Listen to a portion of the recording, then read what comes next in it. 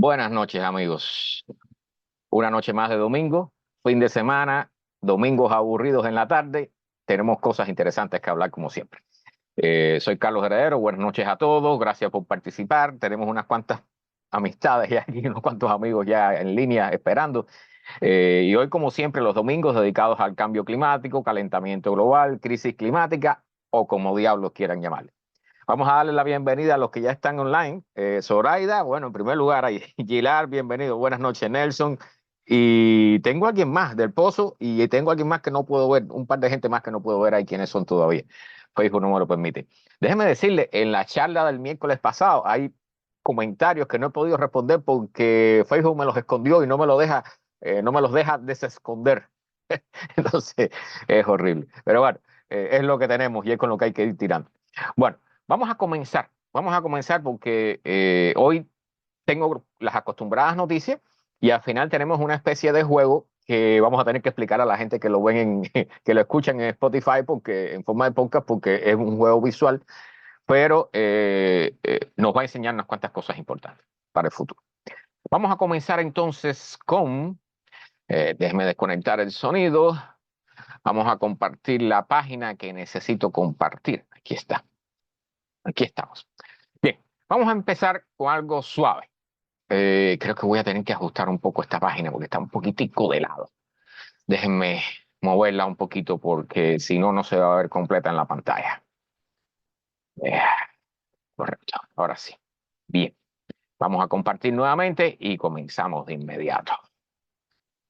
Horrible estos problemas. Soy productor, conductor, guionista, director y un montón de cosas más. Bueno, vamos a comenzar con esta noticia. Vamos a empezar suave como siempre. Para ir cogiendo calor a medida que va avanzando la noche, ¿no? Este es un caso curioso hablando sobre el famoso fracking. O sea, me imagino que muchos hayan escuchado hablar sobre el fracking. El fracking es una nueva solución, es lo que ha transformado prácticamente a este país en el principal productor y exportador de petróleo a Estados Unidos. Y lo que hace básicamente es inyectar una serie de sustancias químicas en pozos que ya estaban agotados o que se suponían agotados, y entonces termina de exprimir la naranja, como decimos nosotros, ¿no? O sea, de sacarle lo último de jugo a los pozos petroleros que ya estaban agotados. Esto tiene sus problemas, por supuesto, porque estás insertando agua con ciertos productos químicos en el subsuelo. Eso ha generado montones de efectos, incluyendo hace unos años atrás di la noticia de que había ciertos terremotos, habían aumentado la cantidad de terremotos en Oklahoma, producto de la cantidad de fracking que se estaba haciendo en la zona. Pero también esta noticia, y esta es una parte importante del problema, de lo tóxico que es el agua que sale como subproducto, que le llaman, bueno, agua de desecho, ¿no? Yo le llaman agua producida, traduciéndolo directamente al inglés. Y esta noticia lo que dice es que han habido en los últimos 10 años, y esto es con los datos que dan voluntarios, las personas, los directivos de las compañías que trabajan en fracking, en esta zona. ¿Ok? Alfonso, bienvenido. Buenas noches. Buenas noches. Entonces, imagínense que en 10 años, 150 millones de galones de no solo petróleo tóxico, sino también gas y esta agua mezclada con químicos ha sido regado por todas partes en Texas. ¿Ok? 150 millones de galones de sustancias tóxicas, incluyendo petróleo, gas y esta agua de desecho, ¿no? Entonces, dicen que ha habido más de 10.000 salideros en 10 años, o sea, un promedio de 1.000 salideros por año. Nada mal, un buen récord. Y entonces, de aquí han salido otras cosas, por supuesto. O sea, dicen que 19 de todos los salideros excedieron 500.000 galones de todo tipo de estos productos tóxicos, ¿no? Y entonces, esta es la otra forma en que le llaman fractura hidráulica, ¿no? O sea, realmente es un proceso que es bien violento, que como les dije, genera efectos secundarios como los terremotos, un aumento de los terremotos, aunque no son terremotos que vayan a tumbar casas, pero sí son notables por los que viven en la zona. ¿Bien? Y entonces este tipo de agua genera contaminaciones de tal tipo que ha habido casos de, por ejemplo, en un caso se describe que esta agua era tan tóxica que mató 132 vacas después de que estas vacas andaban por la hierba comiendo normal por la zona donde había estado el salidero de este líquido, ¿no? O sea, realmente es venenoso. Y eso, uno de los peligros que tiene es que se introduce en el manto freático, en el agua del acuífero, el agua subterránea que tanto necesitamos, que es la fuente del agua para los agricultores, para alimentar las vacas, las plantas, para alimentarnos nosotros mismos y para la industria. Entonces, este es un peligro del fracking que, por supuesto, ahora nosotros estamos en uno de los máximos de los picos del fracking, que lleva ya unos cuantos años usándose, pero más adelante van a ir poco a poco saliendo noticias sobre todos los problemas de contaminación que genera esto. Tarde o temprano los efectos se van a ir notando. ¿Sí? Bueno, cambié la noticia aquí, me saltó. Bien, ahora sí. Bueno, los problemas con la reforestación. Ya hemos tocado otras veces que, bueno, mencionamos el caso del señor este que inició una campaña para sembrar 1 billón de árboles y cosas, o sea, 1.000 millones de árboles y esas cosas. Y después, ahora se ha retractado porque dice ya que no debe hacerse así. O sea, realmente nosotros tenemos la tendencia a hacer las cosas de forma automática o a hacerlas muy eficientes porque lo importante es el billete que cuesta, ¿no? Entonces, cuando se siembran, se hacen estos procesos de reforestación, generalmente se hacen sembrando muchos árboles de un solo tipo, lo cual está en contra del funcionamiento de un bosque normal. Los bosques normales no tienen árboles de un solo tipo, o sea, tienen una mezcla de todo tipo de vegetación. Entonces, eso es parte del proceso normal de la naturaleza. Cuando nosotros interferimos con eso y primero cortamos los árboles para usarlos para cualquier cosa, para obtener madera o para lo que sea, para fabricar papel, higiénico también incluido, y lo que llaman aquí el toilet paper, todo eso sale de los árboles, ¿eh? Pero cuando se queda eso limpio, por supuesto allí viene la erosión, se destruyen los suelos, vienen un montón de problemas. Entonces, ahora, por supuesto, con el tema del calentamiento global y todas estas cosas, pues se está haciendo un esfuerzo muy fuerte para sembrar árboles. Pero el problema es que estos proyectos de reforestación, y aquí están tocando el tema de África específicamente, ¿no? Pero en el caso de África, están diciendo que se está sembrando, o sea, se están metiendo árboles en zonas que son oficialmente reconocidas como sabanas. O sea, que allí no hay árboles, no deben haber. ¿Eh? Entonces, ¿qué es lo que sucede? Que los burócratas que están metidos en estos procesos, que dicen, bueno, hay que sembrar tantos miles o tantos millones de árboles, pues bueno, arriba, vayan por ahí para allá y miren, vayan a esta zona y siembren árboles allí, porque el problema es cumplir un objetivo, cumplir una meta, hacerlo lo más eficiente posible con el dinero que tienen y con la cantidad de árboles que tienen. Entonces, están advirtiendo estos investigadores que la reforestación, por un lado, pudiera ayudar si se hace correctamente, pero por el otro, si no se tiene en cuenta cuál es el terreno donde se está sembrando, las condiciones de la zona y todo, o sea, puede crear más daño que otra cosa. De hecho, los árboles estos cuando se siembran a distancias muy cortas, o sea, no crecen lo mismo, no absorben las mismas cantidades de carbono, que es uno de los objetivos fundamentales. O sea, no solo repoblar con árboles implica que el árbol cuando crezca vaya absorbiendo dióxido de carbono en la atmósfera. ¿Okay? Recuerden que el material que produce las plantas, lo que son las plantas y los árboles, están hechos de carbono extraído del aire, no del suelo. ¿Bien?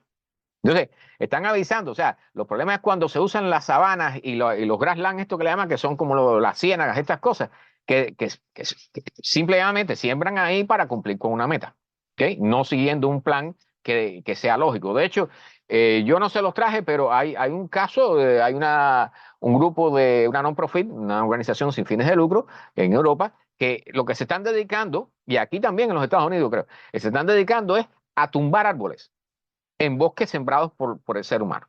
¿Y por qué hacen eso? Porque el problema es que cuando el ser humano siembra lo más pegado posible para aprovechar, con la idea de la eficiencia, aprovechar el espacio lo mejor posible. Pero los bosques no trabajan así. Entonces, cuando tú siembras los árboles muy cerca, ya no trabajan como un bosque. ¿Eh? Porque el bosque necesita árboles más pequeños y otro tipo de arbustos y hierbas y malezas que necesitan crecer y necesitan árboles también que caigan y mueran y sirvan de reciclaje a todo el carbono que hay allí, incluyendo los hongos y todas esas cosas, los líquenes, los musgos. Entonces, hay grupos de estos que se están dedicando a tumbar parte de los árboles para transformar eso en un bosque real, acercarlo más a lo que debiera ser un bosque. ¿Bien? Entonces, los ecosistemas son es un tema extremadamente complicado. Nosotros interferimos con ellos, los destruimos y después cuando queremos arreglar el problema, queremos entrar con nuestra eficiencia y allí terminamos de echar a perder la cosa. Bien, bien, una advertencia. Una advertencia. Renata, bienvenida. Buenas noches. Buenas noches.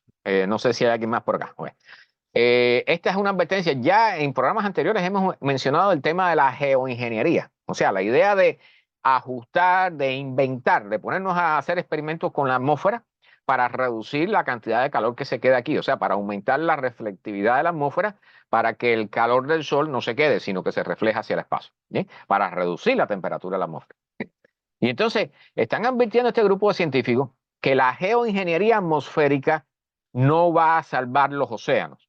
Y aquí esto es muy fácil de entender. Esto no hay que ser, aunque por supuesto se necesitan científicos para demostrarlo científicamente, pero o sea, no hay que ser ingeniero ni científico para darse cuenta que esto es así. O sea, están diciendo que aunque reguemos, recuerden que estaban hablando, la semana pasada mencionamos el caso de deshidratar la estratosfera y todo eso, ¿no? Y por supuesto regar ciertos tipos de polvos y aerosoles en la estratosfera y todo eso, pues la cosa es que están diciendo aquí que aunque logremos enfriar la atmósfera, el océano tiene, recuerden que el océano ha absorbido el 90% de todo el calor que se ha inyectado en la Tierra producto de la acumulación de gases de efecto invernadero que nosotros hemos proporcionado. Bueno, el 90% de ese calor está almacenado en el agua, en los océanos. Entonces, había un cálculo que inicialmente era 5, o sea, la cantidad de energía que estamos metiendo en los océanos era equivalente antes a 5 bombas atómicas de Hiroshima por segundo, explotando continuamente las 24 horas del día, los 7 días de la semana, los 365 días del año, sobre el océano. Ahora, allá hay cálculos que dicen que son 10 o 11 bombas atómicas por segundo, ¿veis? Porque la cantidad de energía ha ido aumentando, porque se han ido incrementando la cantidad de gases de efecto invernadero en la atmósfera, ¿ves? Entonces, lo que están diciendo esta gente es que, aunque logremos refrescar un poco la atmósfera, que logremos reflejar gran parte de la energía solar hacia el espacio y logremos bajar la temperatura de la atmósfera, el océano va a seguir caliente y va a continuar funcionando así. ¿Por qué? Porque tiene una gran inercia térmica. ¿Ok? Recuerden que en el caso, por ejemplo, de cuando pasamos del día a la noche, la Tierra se enfría más rápido, pero el océano continúa caliente. Entonces, ellos están advirtiendo, por ejemplo, aquí menciona el caso de la inyección de aerosoles en la estratosfera. Bien, que se está discutiendo mucho sobre el tema. Hay muchas ideas. Pero lo que están diciendo es que el calor que ha absorbido el océano ya eso se va a quedar allí por cientos de años. Recuerden que la corriente esta, una parte de ella es la famosa AMOC que mencionamos en el programa pasado. Eso demora entre 600 y 1000 años en darle la vuelta al planeta. O sea, se pasa por lo menos 500, 600 años esa agua por el fondo con el calor que ya absorbió en la superficie. Entonces, los efectos que creemos ahora en la atmósfera, recuerden que nosotros llevamos ya 200, 300 años y más también acumulando calor en el mar. Eso no se va a solucionar en 10, 20, 30 años. O sea, lo están advirtiendo. Esto puede parecer una solución, pero el calor que está en los océanos va a comenzar a ser liberado entonces. Porque los océanos son un acumulador de calor. ¿Ves? O sea, es importante tener estas cosas en cuenta porque la gente piensa, no, nos dicen, nos vamos a resolver el problema con esto, vamos a aliviar, vamos a mejorar las temperaturas, vamos a reducir la temperatura de la atmósfera, pero el océano va a seguir igualito que como está. ¿Bien? Bien, esto que ven aquí no es, esto era un pueblo, y para aquellos que lo escuchan, lo voy a describir. Esto parece un paisaje muy bonito con montañas al fondo, un lago y una iglesia semidestruida en primer plano prácticamente, y esa iglesia estaba bajo el agua. Eso era una represa en España. ¿Dónde? En Cataluña. ¿Bien? Y entonces, lo que están diciendo, y por supuesto, hacen las entrevistas a las personas aquí, esto es de Guardian, el Guardián, y ellos son muy buenos haciendo estos tipos de artículos. Y entonces entrevistan a varias personas y dicen, hace 60 años se construyó esta represa y se inundó, sacaron toda la gente de ese pueblo, incluyendo, o sea, la iglesia y todo se quedó allí, todo quedó inundado por la represa. Y ahora con la sequía tan grande que hay en España, esa iglesia está, que como ven ahí, tiene, o sea, se puede ir a vivir uno ahí porque realmente el agua está tan baja que tiene casi que una playa y todo al lado, ¿no? Entonces, está totalmente al descubierto. Dicen que en casos de sequías anteriores se había asomado la punta del campanario. ¿Sí? Ahora está completamente afuera. Entonces, el tema de la sequía en Europa está fuerte. Recuerden que hemos hablado aquí del problema del cultivo de los olivos y todo eso que están siendo golpeados duramente, las industrias del vino también. Entonces, dicen que esta represa está al 1% de su capacidad, al 1%. O sea, prácticamente está vacía. Fíjense el nivel que está cogiendo la sequía. Entonces, bueno, aquí hay entrevistas a personas, hay un kayak aquí abandonado, o sea, realmente ya hay prácticamente lo que queda es un laguito pequeño que, por supuesto, si continúa la sequía, en algún momento va a desaparecer. ¿Bien? Y entonces dice que la economía actualmente está restringiendo la cantidad de agua que se le da a las personas. Hay 6 millones de personas que viven bajo medidas de emergencia de agua, de restricción de agua, 6 millones de personas en Cataluña. O sea, y por supuesto en el resto de España también, otras zonas de Europa. Todo esto, recuerden que ahora comienza el verano en el hemisferio boreal. O sea, nosotros hemos pasado por un cuasi invierno, que aquí tengo otra noticia al respecto, pero lo que viene ahora de calor, o sea, tanto enero, y aquí traigo la noticia, como febrero han sido récords de calor históricos. Entonces están hablando todo el problema que hay con la sequía en las costas del Mediterráneo, el aumento de la evaporación producto del aumento de las temperaturas. Por tanto, todos estos reservorios de agua, todas estas represas, pues tienen una mayor cantidad de evaporación. Aquí hay una represa, no sé si lo han visto, que usaron una medida extrema para evitar, para reducir la evaporación, que era cubrir toda la superficie con unas bolas de plástico negras, para reducir la superficie de agua que pudiera evaporarse. Así que imagínense ya por los caminos que vamos, ¿no? Y entonces están hablando en España, en Francia, en Italia, los problemas que hay incluso con el turismo, porque dicho sea de paso, o sea, los turistas cuando van, todos, bueno, todos podemos ser turistas, todos tenemos la posibilidad de serlo, pero cuando un turista va a una zona, va a disfrutar, no va a estar preocupándose por nada. Entonces, parte importante del gasto del agua es el turismo, porque el turista se da una o dos duchas al día y no pasa nada porque no está en su zona, no está en su casa, no le importa. Él está pagando y considera que por lo que está pagando ya puede usar los recursos que quiera y hacer lo que le dé la gana en el lugar. ¿Bien? Ese es uno de los problemas que tiene el turismo. Y entonces, aquí están hablando ya que en febrero, después de 1.000 días de sequía, 1.000 días, o sea, ahí hay prácticamente 3 años de sequía, ¿no? El gobierno regional ha extendido las restricciones del agua en Barcelona, otras municipalidades. El ministro de Ecología ha anunciado planes para invertir 500 millones de euros en plantas de desalinización, o sea, para desalinizar el agua de mar porque están teniendo problemas serios con el agua. ¿Ve? O sea, fíjense en los puntos donde se está llegando. Europa está teniendo que desalinizar agua de mar. ¿Eh? Entonces, están hablando de que, bueno, las lluvias están prácticamente ausentes y el dilema está entre los locales, los agricultores y los turistas. Y cada uno está luchando contra los otros. O sea, la industria del turismo está luchando contra los agricultores y contra las personas que viven allí. Las personas luchan contra los agricultores y contra el turismo. Y así cada uno se faja por su lado a ver quién tiene más agua. Por supuesto, ¿quién tiene derecho al agua? Bueno, por supuesto, el turismo no va a ser el último lugar, ¿no? Pero, por supuesto, el turismo es la entrada de billetes también para la zona. Y aquí caemos en el problema que yo les he mencionado otras veces, o sea, que estamos entrando en círculos, o sea, estamos reconociendo, no cayendo, estamos reconociendo los círculos viciosos en los que nos hemos metido, donde una cosa no permite que la otra funcione. O sea, si tú tienes que distribuir el agua, eso va a afectar el turismo, pero el dinero, entonces no vas a tener el dinero, porque el turismo no funciona. Entonces, ¿con qué vas a mantener a la población, o los taxes, o el gobierno funcionando, o el mismo sistema de acueducto, por ejemplo? Que funciona en base a los taxis. Entonces, este es un problema serio y por supuesto los primeros que salen golpeados no es el turismo, son los agricultores. Y esto es un punto importante también que hay que tener en cuenta. O sea, y eso sucede aquí también, o sea, en el suroeste de los Estados Unidos, en California, en Nevada, en Arizona, todos esos lugares están pasando estas cosas, que los primeros que sufren recortes son los agricultores. Y la comida, por ejemplo, aquí en Miami, una buena parte de los cultivos vienen de allá, de esa zona. Entonces, si se reduce la producción de la agricultura en esa zona, todo el país va a sentirse.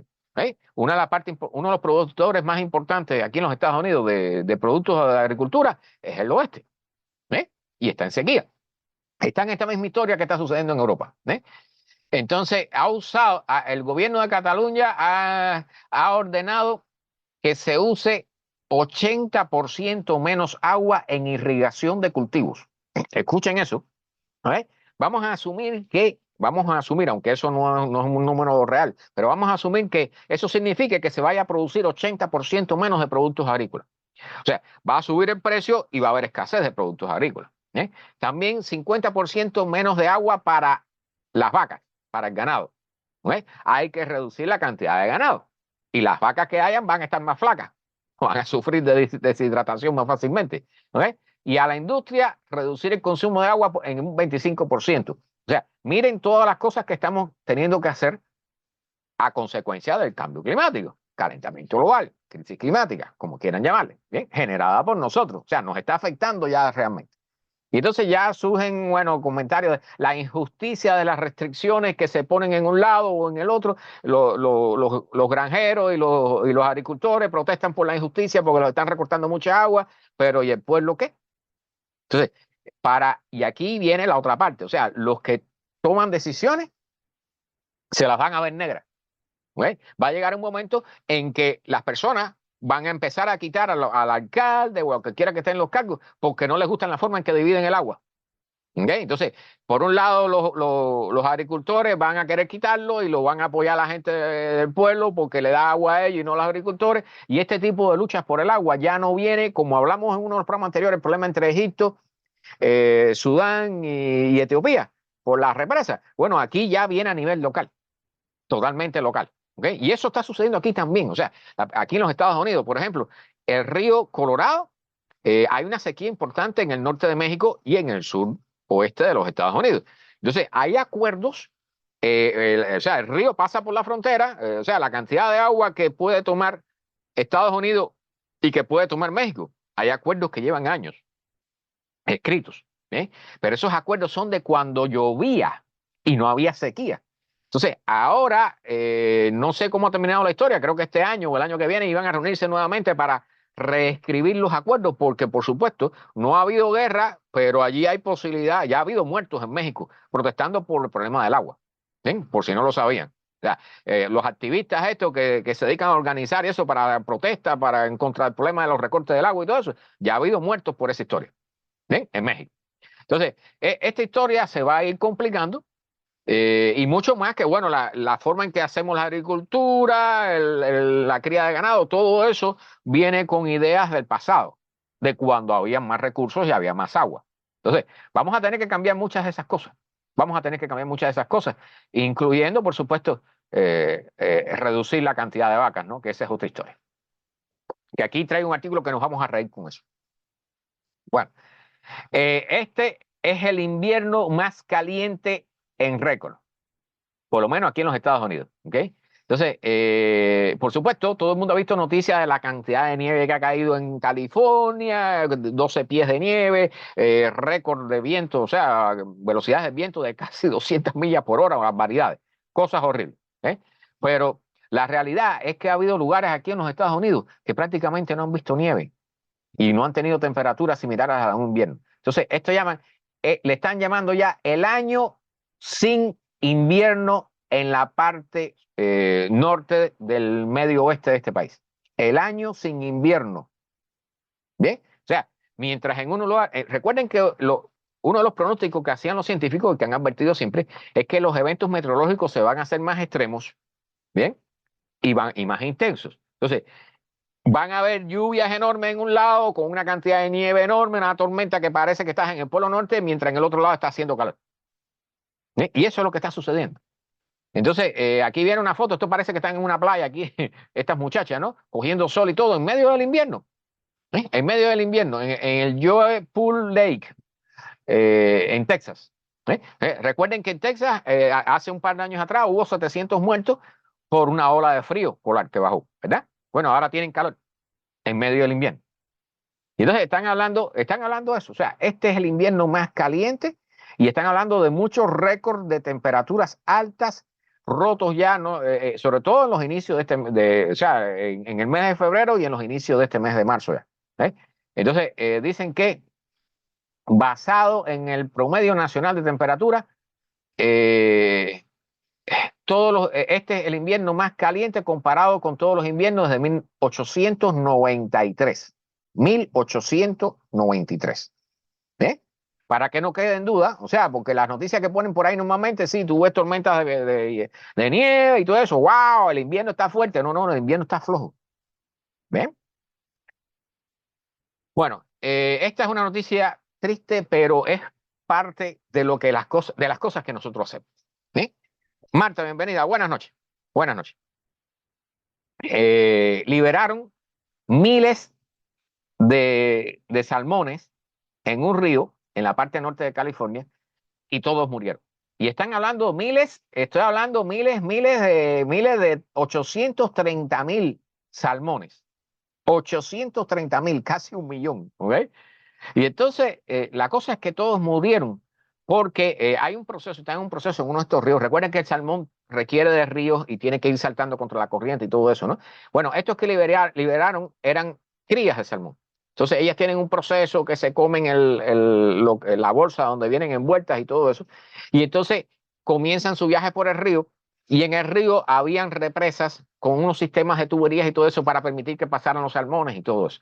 Ahora están en el proceso de desarmar esas represas para favorecer la reinstalación del salmón en estos ríos, ¿eh? Porque estaban desapareciendo.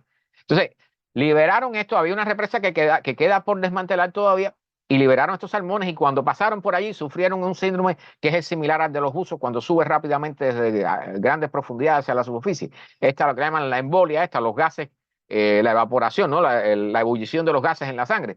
Bueno, sufrieron eso y están describiendo o sea, un cambio brusco de presión en la trayectoria que ellos hicieron por el costado de esta represa, ¿eh? Y todos murieron. Entonces, dicen que la muerte de este tipo de muerte que le llaman de la enfermedad de las burbujas, creo, una cosa así, se reconoce por la hemorragia en las aletas por donde respiran, ahorita me acuerdo el nombre, caramba, y sacudir violentamente la cabeza y un nivel de flotación anormal, o sea, sube a la superficie del agua con hemorragias y sacudiéndose, ¿ok? Entonces va flotando por todo el agua y por supuesto lo reconoce inmediatamente y tienen los ojos salidos, se les explotan los ojos, ¿no? Entonces realmente es una muerte bien fea, ¿no? Y esto le sucede a los buzos cuando suben rápidamente a la superficie. Bueno, esto mismo le acaba de suceder a estos 830.000 salmones. ¿Eh? Y esto es consecuencia de las cosas que nosotros hacemos. O sea, esto no es algo natural, esto es totalmente anormal, ¿no? Bueno, un nuevo análisis anuncia o nos muestra que el ciclo global del agua dulce ha cambiado más allá de las condiciones preindustriales. O sea, lo que están diciendo, para decirlo brevemente, el ciclo del agua dulce en la atmósfera, el ciclo de la lluvia y todas estas cosas, que ustedes conocen, el ciclo del agua en la atmósfera, ha cambiado ya a un nuevo régimen. ¿Okay? En otras palabras, en el último siglo los humanos han empujado o han cambiado el sistema de agua dulce, de agua fresca, mucho más allá de las condiciones estables que estaban antes de la industrialización. O sea, hemos cambiado el ciclo del agua dulce en el planeta, ¿sí? Ya demostrado científicamente. Entonces, dicen que esta es la primera vez que el ciclo global del agua ha sido revisado y medido en una escala de tiempo larga con una referencia apropiada, ¿no? O sea, es un estudio científico con todas las de la ley. Y entonces, bueno, hablan aquí de todos los problemas, ¿no? El sobreconsumo de agua por la cantidad tan grande de población humana que hay, la construcción de las represas, los sistemas de irrigación en gran escala, el calentamiento global, todo eso dicen, y otras causas más han alterado por completo el ciclo del agua en el planeta. ¿Okay? Entonces aquí, bueno, ponen cuáles son las bases que ellos usaron. El periodo preindustrial con el cual compararon el ciclo del agua estaba entre 1661 y 1860. Recuerden, o sea, oficialmente reconocemos el inicio de los efectos de la revolución industrial en el clima alrededor de 1860, ¿ok? Aunque hay un estudio que dimos aquí hace unos programas atrás de que había algunas muestras ya de que antes de 1860 habían evidencia de que ya habían efectos de nuestro trabajo en el clima, ¿no? En este planeta. Entonces dicen que el análisis ha revelado un incremento de la frecuencia de condiciones excepcionalmente secas o excepcionalmente húmedas, o sea, inundaciones rápidas o grandes sequías. ¿Qué es lo que estamos viendo ahora? Como acabamos de mencionar el caso este de España, ¿verdad? Entonces, hemos alterado el ciclo del agua en el planeta, sin duda alguna. Ya lo sabemos, ¿eh? Esto es una demostración científica. La contaminación de carbono, de CO2 a nivel global, está en récords por encima de todo lo que habíamos visto. O sea, a pesar de que se está aumentando la cantidad de sistemas de energía renovable, paneles solares, generadores eólicos y esas cosas, dicen que, y miren esto qué cosa más curiosa, la contaminación por carbono procedente de la energía llegó a un récord el último año, en 2023, impulsado en parte por un aumento del uso de los combustibles fósiles en países donde la sequía les prohibía o les limitaba la generación de electricidad a partir de centrales hidroeléctricas. O sea, como hay menos cantidad de agua en los ríos, las centrales hidroeléctricas no pueden generar toda la electricidad que generaban antes. ¿Qué genera eso? Bueno, que hay que usar más petróleo. Entonces, y más gas. Entonces, o sea, lo que se supone que debía ayudarnos a limitar las emisiones, o sea, las represas en este caso, a generar electricidad limpia, entre comillas, pues ahora la sequía nos obliga entonces de nuevo a seguir generando dióxido de carbono. ¿Ok? Y por supuesto otros tipos de gases como de efecto invernadero. Entonces, que proceden de la quema de combustibles fósiles. Entonces, regreso al tema que les dije antes, o sea, estamos en círculos viciosos donde nos hemos metido en un problema tan grave que cuando tratamos de tener herramientas para solucionarlo, esas herramientas comienzan a fallar producto del calentamiento global que nosotros hemos creado, entonces nos obliga a aumentar el calentamiento global al aumentar nuestras emisiones. ¿Okay? Entonces, fíjense, o sea, estos son estudios que parecen bobos, son noticias que parecen bobas. Este es procedente de la Agencia Internacional de Energía, o sea, esto es a nivel mundial. ¿Bien?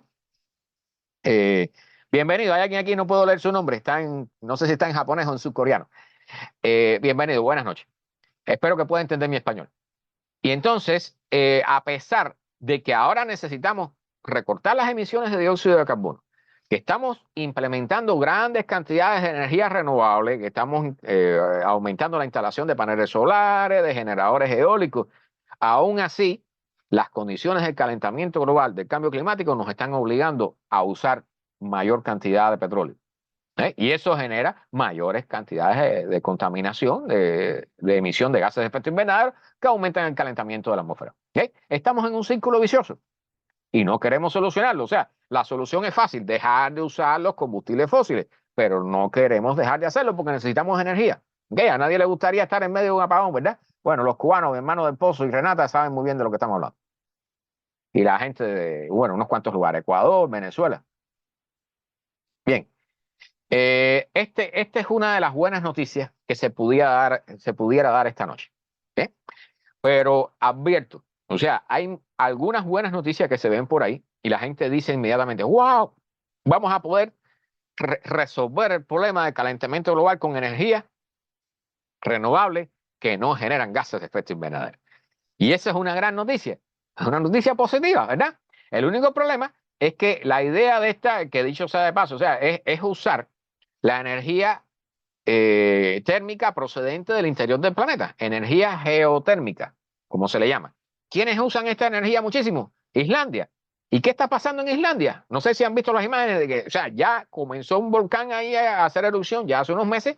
Entonces ha destruido toda, o sea, no solo un pueblo, una parte turística, sino también una planta de energía geotérmica, porque estas plantas están en lugares cercanos a los volcanes y cosas por el estilo, ¿ok? Donde pueden obtener esta energía. Entonces, están diciendo aquí que han encontrado este grupo de geoinvestigadores, de geocientíficos, que encontraron la posibilidad de obtener energía geotermal a partir de la que hay, adivinen dónde, en el centro de los océanos, donde las placas se están dividiendo y se va abriendo, o sea, la dorsal oceánica, allí se puede acceder fácilmente a la energía geotérmica. Caballero, eso está en el fondo del océano, no sé cuántos decenas de cientos o miles de metros de profundidad. O sea, están hablando, dicen que tiene potencial de proveer 120 gigawatts de electricidad para el año 2050, solamente en los Estados Unidos. Ok, pero por favor, o sea, eso no está funcionando todavía para el 2050, ¿no? Nosotros necesitamos la energía, cambiar de energía fósiles a energía limpia ahora. ¿Ok? Yo puedo entender que para el 2050, bueno, sí, es importante que estemos planificando cosas, pero esto es una buena noticia, pero ni está ni va a estar por mucho tiempo. ¿Bien? O sea, 25 años de aquí a allá para desarrollar un tipo de energía. O sea, en 25 años se mata un lobo a pellizcos, ¿no? Entonces, por favor, o sea, este tipo de noticias de muy buena cara, vamos a mirarlas un poco con un poco escépticas, ¿no? Porque realmente esto, o sea, no está allí, no está allí, no se está produciendo.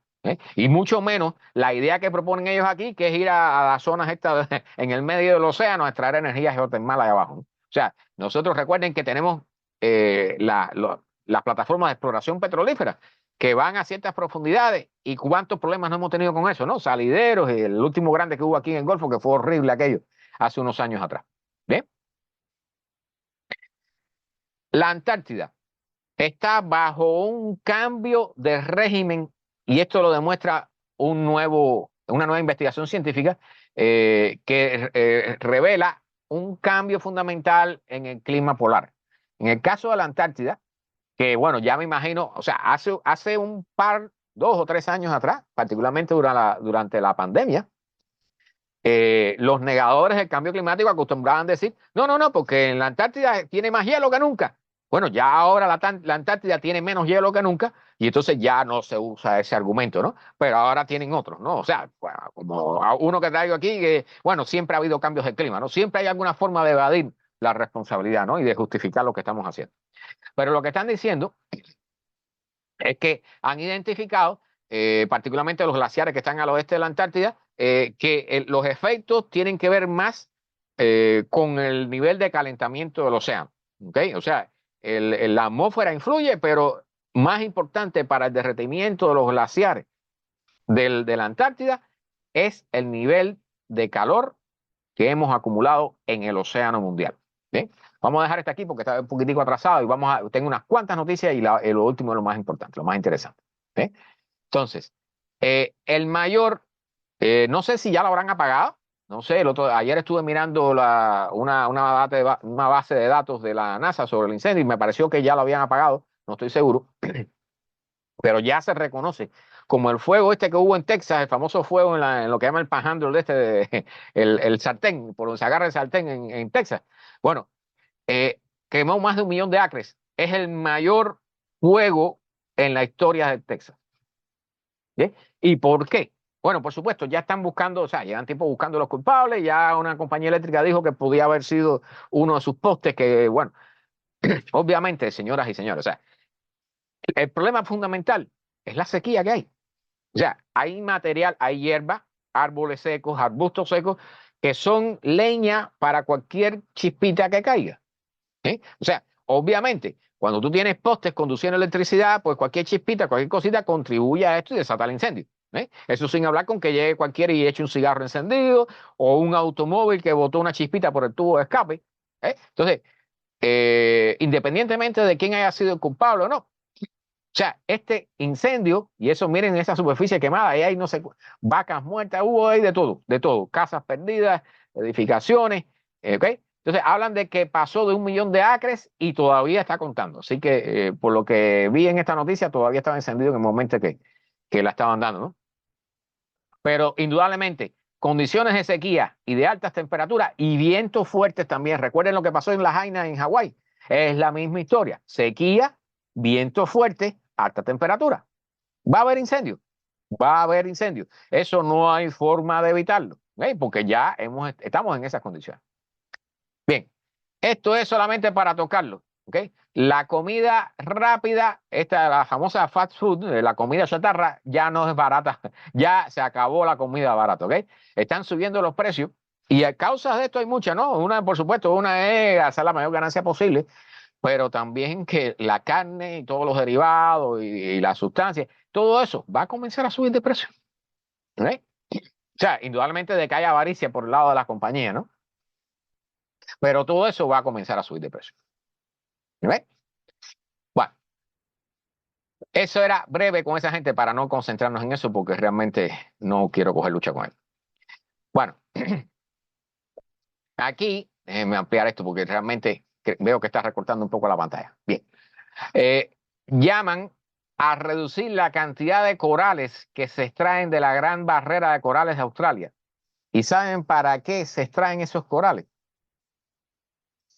Para turismo, para vender, para los que tienen acuarios en sus casas. O sea, en los tiempos en que las altas temperaturas del mar están blanqueando y matando a los corales, que son el lugar donde viven, donde residen la cuarta parte de las especies marinas del planeta.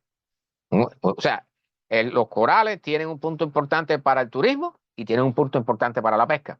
Y entonces están hablando aquí, solamente en Australia, se hablan de que se permitían sacar 200 toneladas de corales anualmente en una zona de la barrera, en una zona de la barrera, la gran barrera coralina de Australia. ¿Okay? O sea, de contra que están siendo golpeados por el cambio climático y por las enfermedades. Bueno, ahora, por supuesto que van a continuar a ser golpeados por nosotros porque nosotros no podemos dejar de hacer dinero de forma fácil, ¿no? Es más fácil romper un coral y llegar y venderlo, pulirlo y venderlo, que ir a cultivar tomates, ¿verdad? Bueno, ahí están. Ahí están las cosas. Bueno, aquí está. Yo reabrí la noticia. Magnífico. Bueno, este es un caso curioso. Por primera vez, quizás por primera vez en los Estados Unidos, se ha llevado a juicio a un señor por entrar ilegalmente por la frontera con México en su camión gases de efecto invernadero. Escuchen eso, ¿ok? El tipo entró botellas de gases de esto que le llaman hidrofluorocarbonos, que se usan para el aire acondicionado, para refrigeración, esas cosas. Lo entró ilegalmente, lo entró escondido en su camión y los puso a la venta en el Facebook Market y en Craigslist y esos lugares. ¿Okay? Y entonces lo cogieron preso y ahora está camino a un juicio. Es el primer caso de enjuiciar a una persona aquí en los Estados Unidos por comercio ilegal de sustancias, de gases de efecto invernadero. ¿Okay? Entonces dicen que es ilegal importar ciertos tipos de refrigerantes, particularmente aquellos que contribuyen al cambio climático. ¿Okay? O sea, para que lo sepan, ¿no? No voy a hacer que a alguien se le ocurra entrar con una botellita de estas. ¿Okay? Entonces, dicen que estos gases se usan también para aislamiento, para extinguidores de incendios, para aerosoles y han sido prohibidos para importar, excepto con ciertos permisos de la EPA, la Agencia Medioambiental de los Estados Unidos. ¿Okay? Dicen que estos gases son de muy corta vida en la atmósfera, pero son extremadamente potentes en la captura de calor. ¿Okay? Miles de veces más potentes que el dióxido de carbono. ¿Okay? Entonces, es importante. Esto es una buena noticia, lo lamento por el señor, pero se metió en camisa de 11 varas. Bueno, proyecciones para un océano ártico. El Ártico, recuerden que está en el Polo Norte. ¿Eh? Proyecciones para un océano ártico libre de hielo. Y aquí hay que aclarar que el océano ártico libre de hielo no quiere decir que esté sin hielo ninguno. ¿Ok? O sea, hay un límite que, si mal no recuerdo, yo lo marqué, está por aquí, que creo que es 1 millón de kilómetros cuadrados cubiertos por hielo, ya se considera que está libre de hielo el Ártico. Entonces, aquí están discutiendo, están tratando de analizar cuáles serían las posibilidades y están diciendo que para el 2000, o sea, por supuesto, el 2020 ya pasó, pero en la década del 2020 al 2030, bajo las trayectorias de emisión que tenemos, que seguimos ahora, es muy probable que para el 2050 ya tengamos al menos un mes, septiembre, libre de hielo en el Ártico. ¿Okay? ¿Cuál es lo importante? ¿Cuál es la importancia de esto? ¿Okay? O sea, el problema es que el hielo, como todo el mundo sabe, la nieve refleja mucho la luz del sol. ¿Okay? Entonces, cuando tú tienes un océano cubierto de hielo, la luz del sol llega, se refleja y sale reflejada hacia el espacio. Pero cuando no hay hielo, ¿qué es lo que queda? Como el océano Ártico es profundo, allí queda un agua que es oscura, que es un azul oscuro. Y eso absorbe muy bien la energía procedente del sol. Así que cuando se va el hielo, en lugar de reflejar la energía hacia el espacio, lo que hace es que el océano la atrapa. Y eso, por supuesto, calienta el agua y aumenta la cantidad de hielo que se derrite. ¿Okay? Eso es un ciclo de realimentación positiva que aquí hemos mencionado muchas veces. Muchas veces. Bien. Bueno, este es otro artículo que menciona un tema similar, pero que dice que ya diciendo el Ártico pudiera estar libre de hielo en una década, en 10 años. ¿Okay? O sea, esto que vemos aquí pudiera ser libre de hielo. Este es un tipo, o sea, no es una capa continua de hielo. ¿Okay? Hay hielo, pero no es una capa congelada continua. ¿Okay? Entonces, dicen que el primer día libre de hielo en el Ártico pudiera ocurrir en los próximos 10 años antes de las proyecciones que se esperaban. ¿Okay?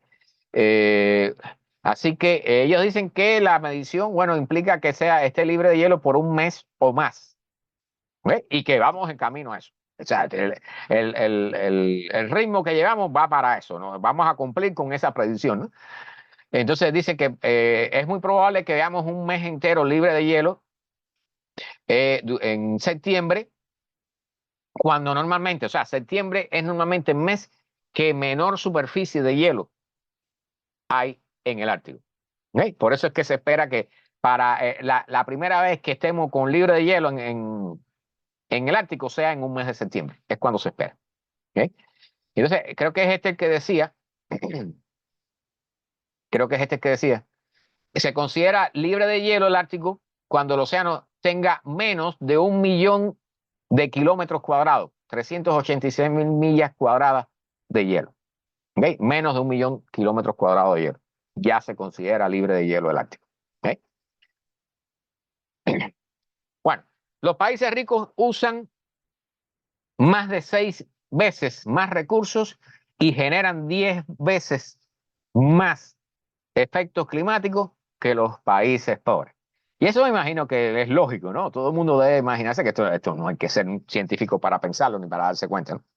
Pero la cosa es que en este artículo, aquí se hablan unos puntos que quiero mencionar, que están entre humorísticos y serios. Dice que la extracción de recursos naturales se triplicó en los últimos 50 años, las últimas 5 décadas. ¿Okay? Por supuesto, para construir toda la infraestructura, ¿no? Los edificios, las ciudades, los centros de trabajo, las industrias. ¿Okay? Recuerden que estamos en una crisis de la arena, que lo hemos mencionado, ¿verdad? ¿Lo recuerdan? Tiene que ver con esto. La extracción de materiales, o sea, que incluye minerales y todo tipo de cosas, se espera que aumente un 60% para el 2060. Escuchen esto. O sea, la extracción de materiales para mantener o hacer crecer la economía debe incrementarse un 60% para el 2060. Entonces, dicen ellos que en este grupo de análisis de recursos globales, que es un panel de la Unión, de la parte de medio ambiente de las Naciones Unidas, está llamando, escuchen esto, para cambiar políticas, ¿okay? Para llevar la humanidad a reducir su crecimiento proyectado. Escuchen esto, aquí se van a reír, estoy seguro que se van a reír. Para reducir el crecimiento de la sociedad humana, de la humanidad, ¿ok? Reducir el crecimiento y para reducir el uso de recursos en 1/3 mientras se mantiene crecimiento en la economía. Y esto me recuerda, o sea, muchos de ustedes no estarán al tanto de esto, pero los cubanos sí, cuando decían hay que hacer más con menos. ¿Ok? Y entonces, la cosa cómica aquí es que están diciendo que hay que reducir en 1/3, pero hay que mantener el crecimiento de la economía. O sea, si tú tienes menos materias primas, ¿cómo vas a crecer? Si tú estás en medio de una crisis de la arena, donde no hay suficiente arena para todo el planeta, ¿cómo vas a fabricar más casas? Bien, se llevan el secreto de la cosa, ¿ok? Y es importante que hacer crecer la economía, mantener el crecimiento de la economía, mejorar la salud y la economía de las personas y minimizar los impactos medioambientales. Escuchen esto, o sea, uno de los problemas, el problema más grande que tiene la humanidad es el overshoot, que lo mencionamos ya en varios programas atrás. El supercrecimiento de la economía, el crecimiento constante hacia el infinito de la economía humana. En un planeta con límites, eso no funciona. ¿Sí? Y está sucediendo lo que está sucediendo, que estamos comenzando a ver que se comienzan a agotar los recursos y por lo tanto, tarde o temprano, van a comenzar a colapsar partes de la economía porque es que no hay recursos, no hay materias primas para mantener. ¿Bien? Bueno, estos dicen que sí, que pudiéramos reducir el uso de recursos y mantener el crecimiento de la economía. Eso no sé, yo pienso que da risa, pero bueno, vamos a ver por qué camino va esto. Dicen que el reporte encuentra que el crecimiento en el uso de recursos desde el año 1970 aumentó de 30 a 106.000 millones de toneladas, de 30.000 a 106.000 millones de toneladas. Aún así, va a aumentar un 60% más, según dicen ellos. ¿Eh? Entonces, dicen que esto equivale desde el año 1970 hasta la fecha. En el 1970 se extraían, se consumían recursos 23 kilogramos de materiales por persona. Actualmente son 39 por persona por día, ¿ok? 39 por persona por día. Antes eran 23. Y esto tienen impactos medioambientales increíbles, ¿no? Alfonso, bienvenido. Buenas noches, el otro Alfonso. Tengo dos Alfonso por acá. Bueno, la extracción de recursos y el procesamiento implica que, o sea, solamente el procesamiento y la extracción de recursos, recuerden que la minería es increíble los efectos que tiene. Eso genera el 60% de las emisiones de que calientan el planeta y el 40% de los impactos en la salud generados por la contaminación del aire. La extracción y procesamiento de biomasa, ¿ok? Estamos hablando de la agricultura y esas cosas que tienen que ver con las plantas y eso. Es el 90% de la pérdida de biodiversidad en la tierra y del estrés del agua, de la cantidad de agua dulce que estamos agotando. ¿Okay? Recuerden que acabamos de hablar de ese tema, de la reducción de la disponibilidad de agua dulce. ¿Okay? Y 1/3 de las emisiones de gases de efecto invernadero. La extracción y procesamiento de combustibles fósiles, metales y minerales no metálicos, incluyendo la arena, que acabamos de mencionarla, ¿okay? La piedra y la arcilla, generan un 35% de las emisiones globales de gases de efecto invernadero. ¿Okay? Entonces ellos hablan de esto como una triple crisis planetaria del cambio climático. ¿Okay? El cambio climático, la pérdida de la naturaleza, la pérdida de biodiversidad y la contaminación. Está llevado a cabo, está manejado, está ocasionado por una crisis insostenible de consumo y producción. Estamos sobreconsumiendo. En eso están claros. Estamos sobreconsumiendo los recursos del planeta Tierra. Pero ¿qué dijeron en el inicio? Que hay que seguir creciendo la economía. ¿Okay? O sea, hay que reducir la cantidad de materias primas que se consumen, pero hay que seguir aumentando la economía. Entonces, tengo que reírme, ¿no? Pero bueno, no sé si se dan cuenta que una cosa está contraria a la otra, ¿no? La economía depende de la cantidad de consumos que consume, ¿no? De recursos que consume. Ahora lo dije bien. Bueno, tenemos que trabajar con la naturaleza en lugar de explotarla. Son palabras muy bonitas. Me erizan los pelos. Reduciendo la intensidad de los recursos para casa, para alimentación y para los sistemas de energía es la única vía que podemos lograr un desarrollo sostenible. Y hace rato yo vi una presentación, hace mucho tiempo, que decía, si es desarrollo, no es sostenible. ¿Okay? Desarrollo es aumentar. ser sostenible no funciona aumentando. Para ser sostenible requiere reciclaje, economía circular y consumir la menor cantidad posible de recursos. Eso está en contra del sistema económico mundial actualmente. ¿Ok?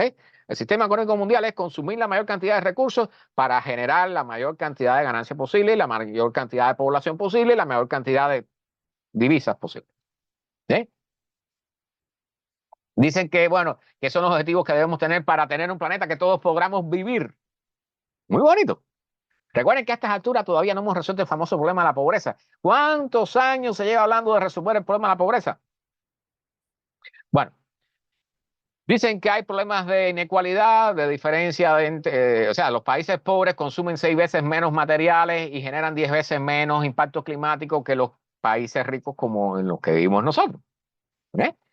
Entonces, los países de nivel superior o medio, ¿ok?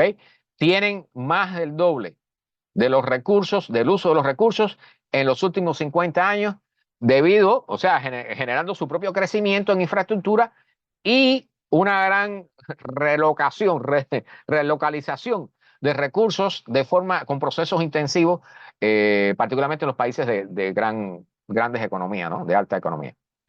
Bueno, hay cosas aquí que realmente, miren, yo les digo, este análisis, este tipo de análisis, a veces no solo da risa, ¿no? O sea, como les digo, o sea, si tú desarrollas, no puedes limitar el crecimiento. ¿Okay? Si o eres sostenible o te desarrollas, una de las dos, no hay otra vía.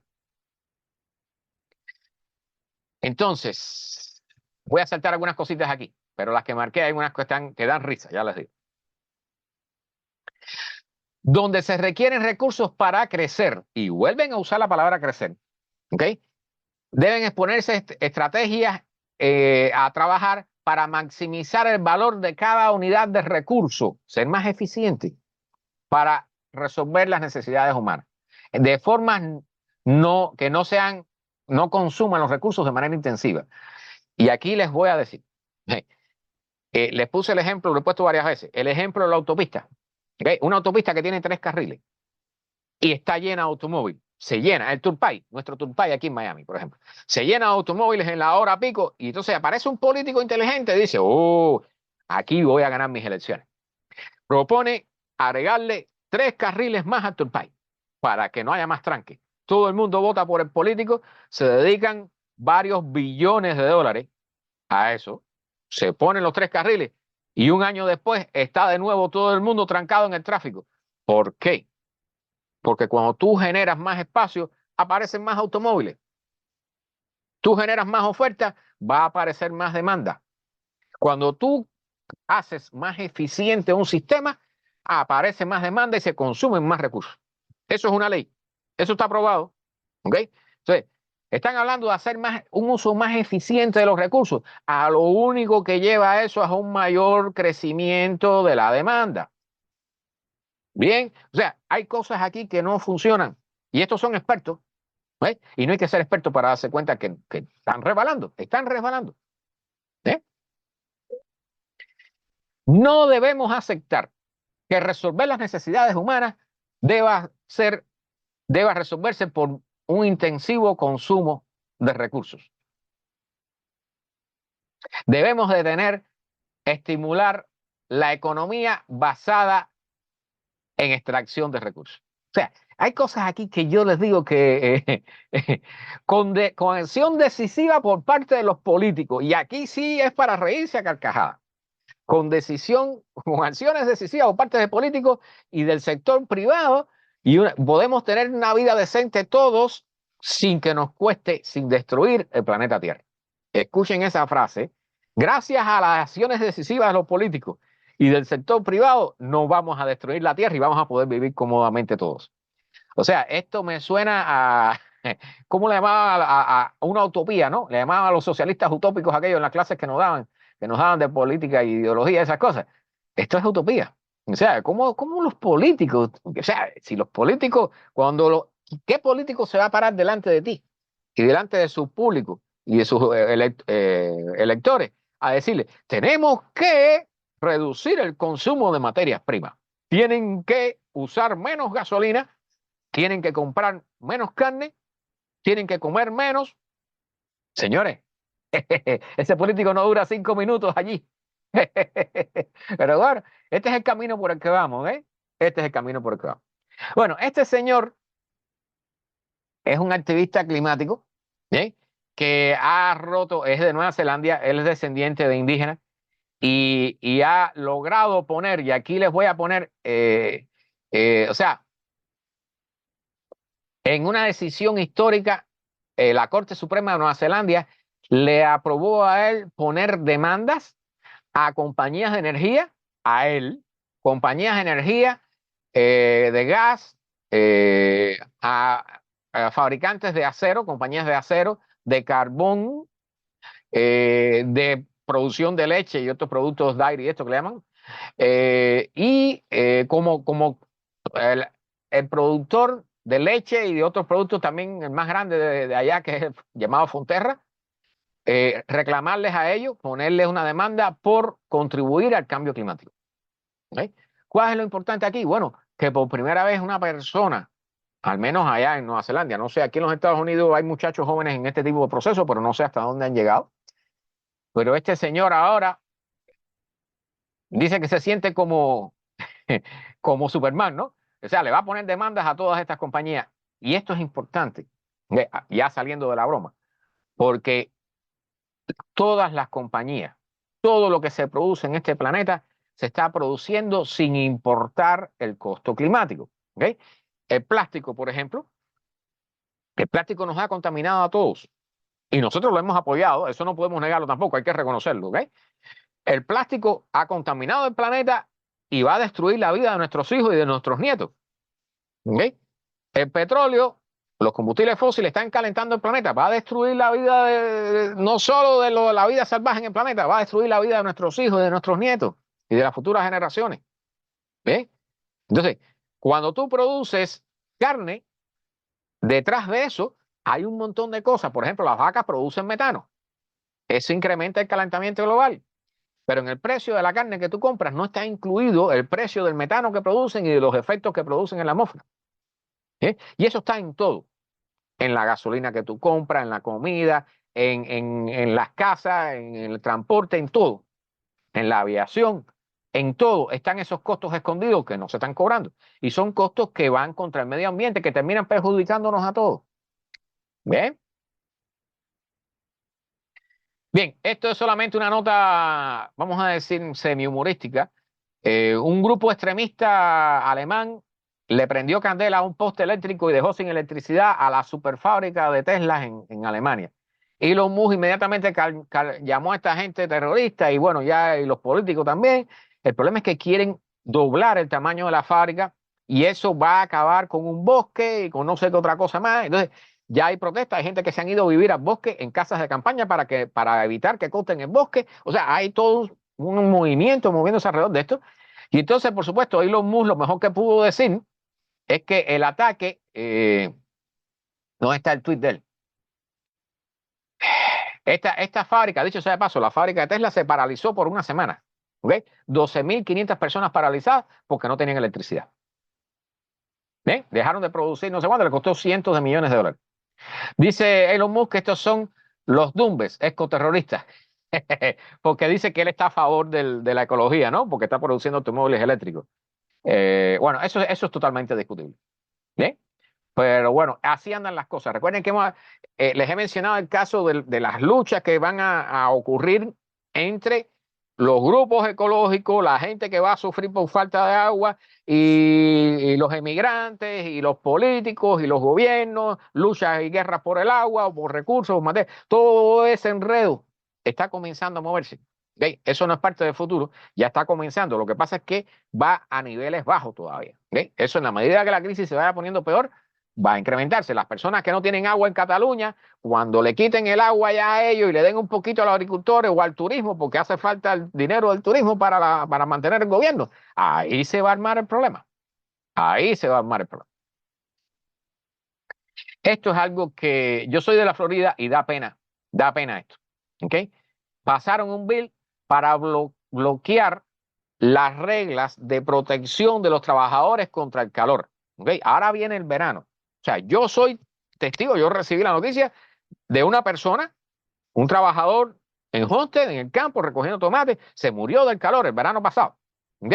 Porque esto, y aquí traigo un artículo que habla un poco sobre esto. O sea, esto no es juego, esto es vida o muerte. Las altas temperaturas que están ocurriendo, los récords de temperatura, más la gran cantidad de humedad que hay, eso genera la muerte en las personas, particularmente trabajando al sol, trabajos al exterior, trabajadores de la construcción, los que cortan la hierba, los del landscaping, como le llaman aquí, los que trabajan en la agricultura, los electricistas que trabajan en los edificios a cielo abierto, poniendo tuberías y circuitos eléctricos. Todo eso se están jugando la vida cuando las temperaturas llegan a niveles peligrosos. ¿Ok? Entonces, este bill lo que hace es evitar, quitarle la responsabilidad a los dueños de los negocios, a los responsables de las grandes compañías. Ahora el trabajador es el que tiene que resolver el problema por su cuenta. ¿Okay? Ya no tienen derecho a tener 5 minutos, 15 minutos de descanso para salir a tomar agua. Que dicho sea de paso, aquí traigo también, no sé, no está aquí, está un poquito más adelante. En Texas pasaron uno similar al año pasado. ¿Ok? Y entonces, imagínense ustedes trabajadores que trabajan en el techo de un edificio que está en construcción, que les cuesta trabajo subir agua allá arriba o cosas por el estilo, tienen que bajar a tomar agua o a coger sombra. O sea, esto da vergüenza. Así se lo digo. No me importa el lado que sea, el que esté allí, el que lo hizo, el que firmó, el que no. Los techeros también, exactamente, Alfonso. O sea, dice Renata que la contrata de productora. Ok, Renata, cuando regrese, capitán.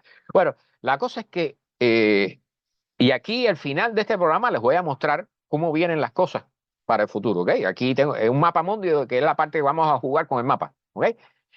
Es criminal. ¿Ok? Porque no basta con tomar agua. No es que se vayan a deshidratar, es que la persona se muere sin darse cuenta. ¿Sí? Por aquí traigo un artículo que explica mejor esto. ¿Ok? No sé si es este.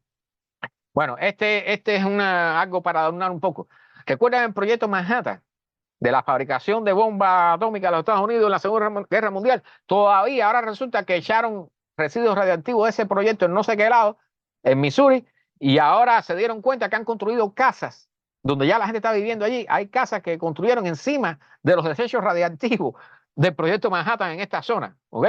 O sea, yo veo cosas tan locas en este planeta y en este país que yo no sé. Ya les digo que no sé. Realmente no sé. ¿Eh? Las ciudades, y aquí están hablando de Estados Unidos, pero eso está pasando en todas partes del planeta. ¿Ok? Las ciudades se están hundiendo mientras el nivel del mar está subiendo. Recuerden que el nivel del océano mundial está subiendo. ¿Por qué? Porque se están derritiendo los hielos de la Antártida, se están derritiendo los hielos de Groenlandia, se están derritiendo los glaciares. Toda esa agua cuando llega al mar sube el nivel del océano mundial. ¿Cuánto?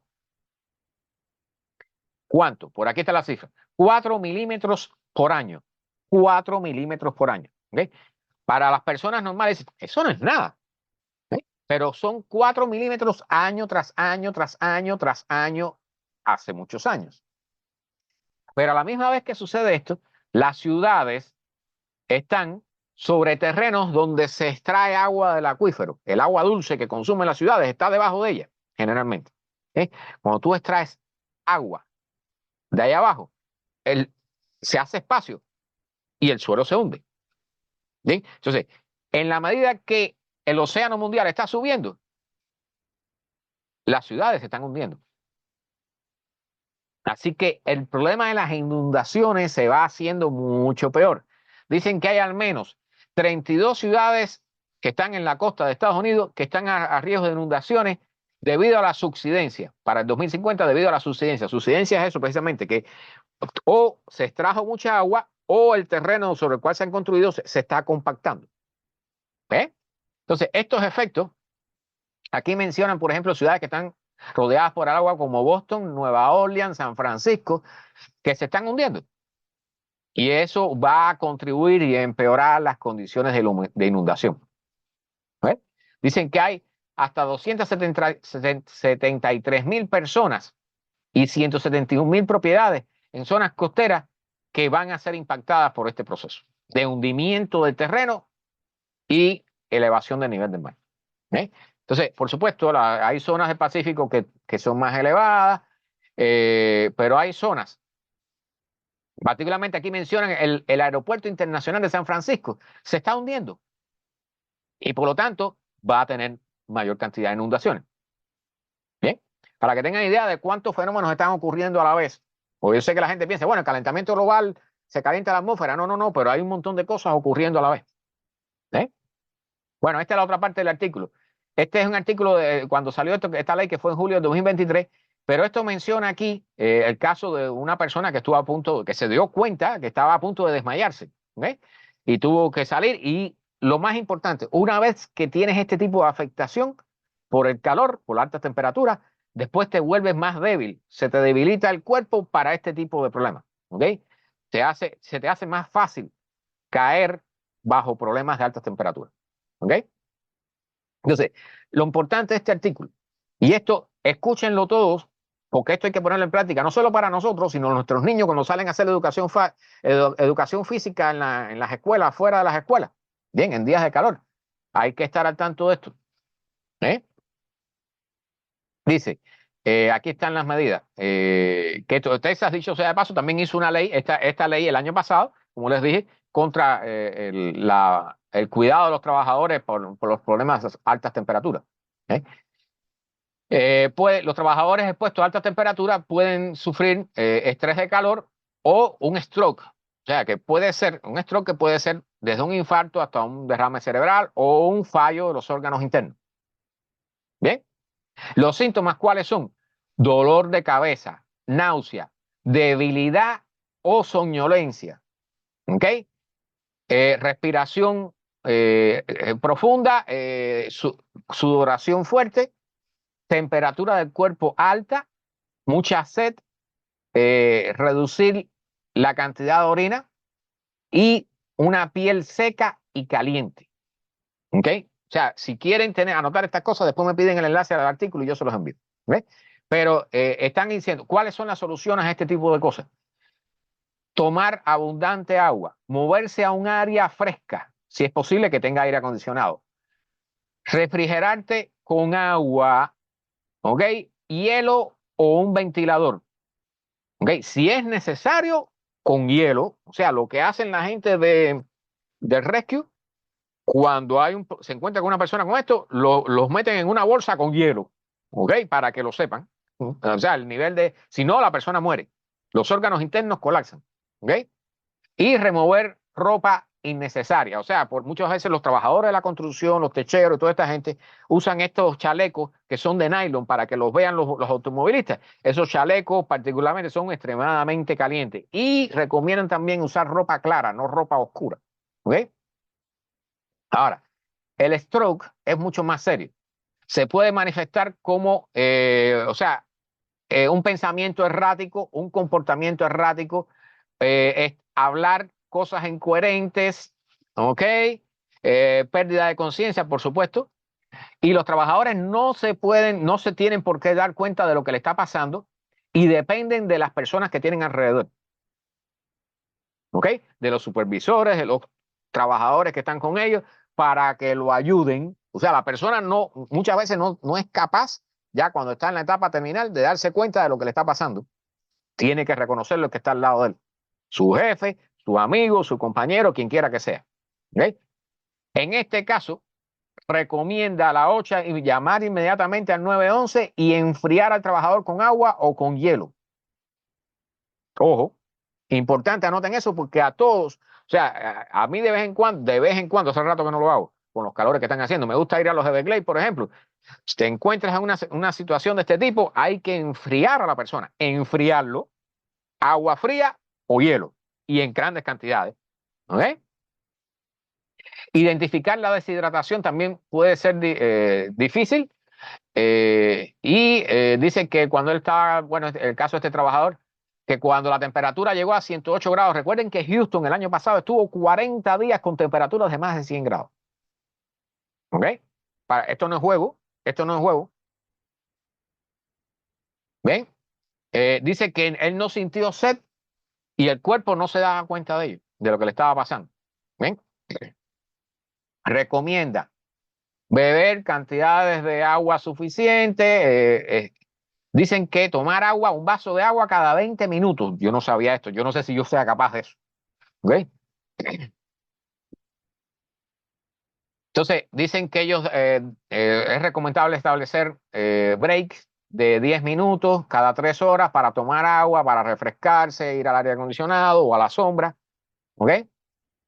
Y las compañías que pueden hacerlo, incluyendo los techeros, Alfonso, dicen que esta gente movieron el horario de trabajo, en lugar de empezar a las 9 de la mañana o a las 8, empiezan a las 6 y terminan a la 1. Porque dicen que después de la 1 no se puede estar allá arriba. ¿Sí? Entonces, todas estas cosas hay que aprendérselas porque igualmente le puede pasar a cualquiera. Podemos encontrar una persona en esta situación o nos puede pasar a nosotros. ¿Sí? Entonces, hay que estar bien claro en esto porque esto puede suceder en cualquier momento. ¿Sí? Particularmente en el verano. Recuerden que en ciudades como Houston, California, hubo personas que tuvieron quemaduras el año pasado en medio del verano, quemaduras en la piel por sentarse en la acera, lo caliente que estaba el pavimento. ¿Ok? Bueno, breve. En febrero de 2024, enero fue el más caliente en la historia. Bueno, febrero también ha sido el más caliente en la historia, con temperaturas globales sobrepasando el punto crítico. ¿Ok? Entonces, no voy a leer mucho, pero lo que están diciendo el grupo Copérnico que es el que está a la cabeza de todas estas mediciones de la Unión Europea, un sistema de monitoreo del cambio climático, dicen que las temperaturas han sido excepcionalmente altas, tanto en el aire como en el mar. ¿Ok? Entonces, aquí está la gráfica. Esta es la gráfica de la temperatura global en el aire. ¿Ok? Miren cómo está la temperatura. En el mes de febrero llegó a 2 grados el promedio global. ¿Ves? ¿Recuerdan que el año pasado estuvo en 1.5? Bueno, febrero de 2024 llegó a 2 grados en unos días, en el medio de febrero. ¿Okay? Ahora ha bajado nuevamente. Recuerden que el niño está cediendo un poco, pero aún así estamos por encima del 1.5 con respecto a los niveles preindustriales.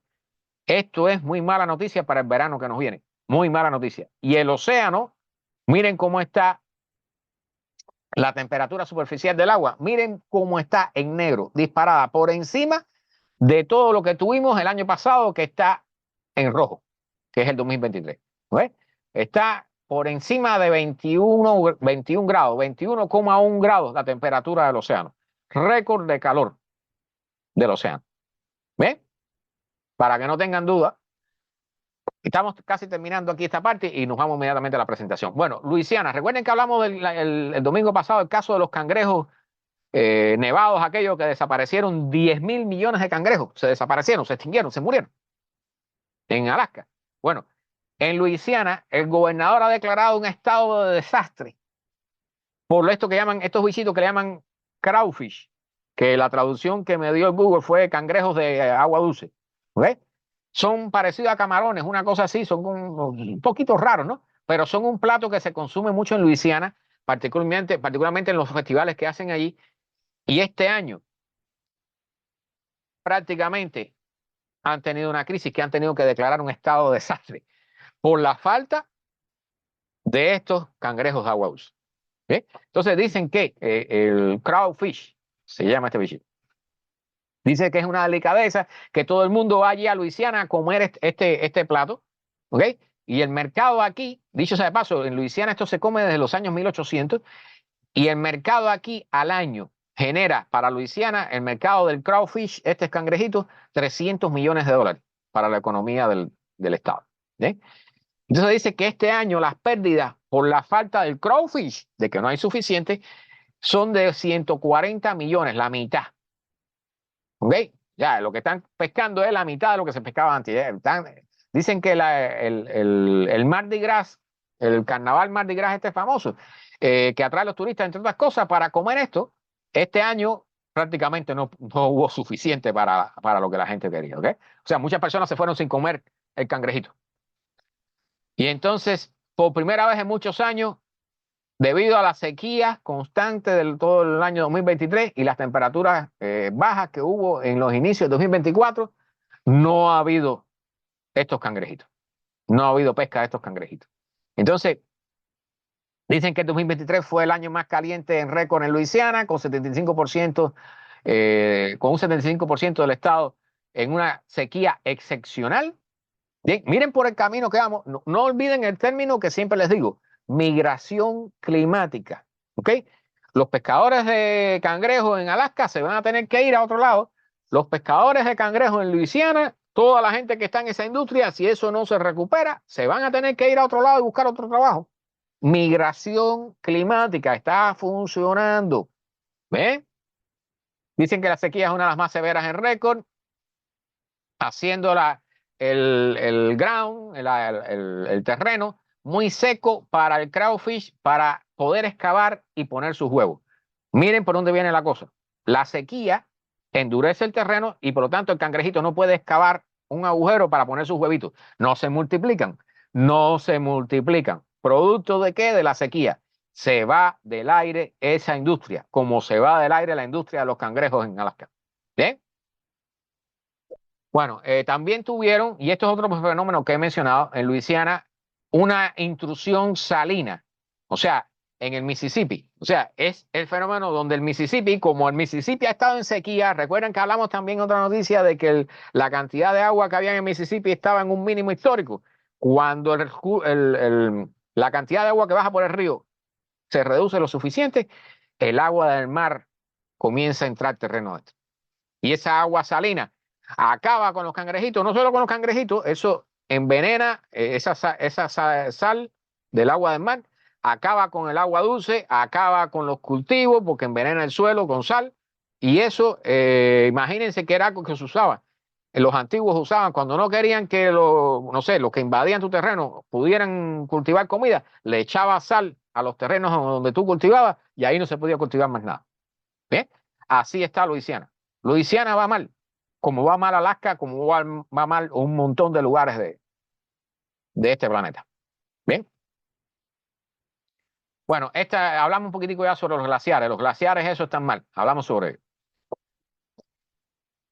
Una de las ciudades más habitadas, de mayor cantidad de habitantes en el planeta, está a punto de quedarse sin agua. Están a punto de llegar a los días, si no semanas, sin agua. ¿Y qué ciudad es esa? Mexico City. La Ciudad de México se está quedando sin agua con 22 millones de personas. Bien. Dice Del Pozo que es importante tomar limonada o jugos de fruta para recuperar el potasio. Aquí usan también, hay una bebida artificial que usan para eso, los famosos electrolitos, que yo no la tomo, ¿no? Pero sí, las personas que se deshidratan, eso lo toman. Bueno, la Ciudad de México, con 22 millones de personas, está teniendo una sequía. Recuerden que comenzamos hablando de la sequía en España, en Zaragoza. Hemos hablado de sequía en Luisiana, hemos hablado de sequía en varios lugares. Bueno, Mexico City está en el medio de una sequía. Entonces dicen que o sea, la organización que está a cargo del suministro de agua al Valle de México reportó la semana pasada que los oficiales dicen que están cerca del día cero, cuando el sistema de Cuxamala, se llama, no tendrá suficiente agua para los residentes. Y pudiera venir tan pronto como junio 26 y pudiera durar hasta septiembre. Okay.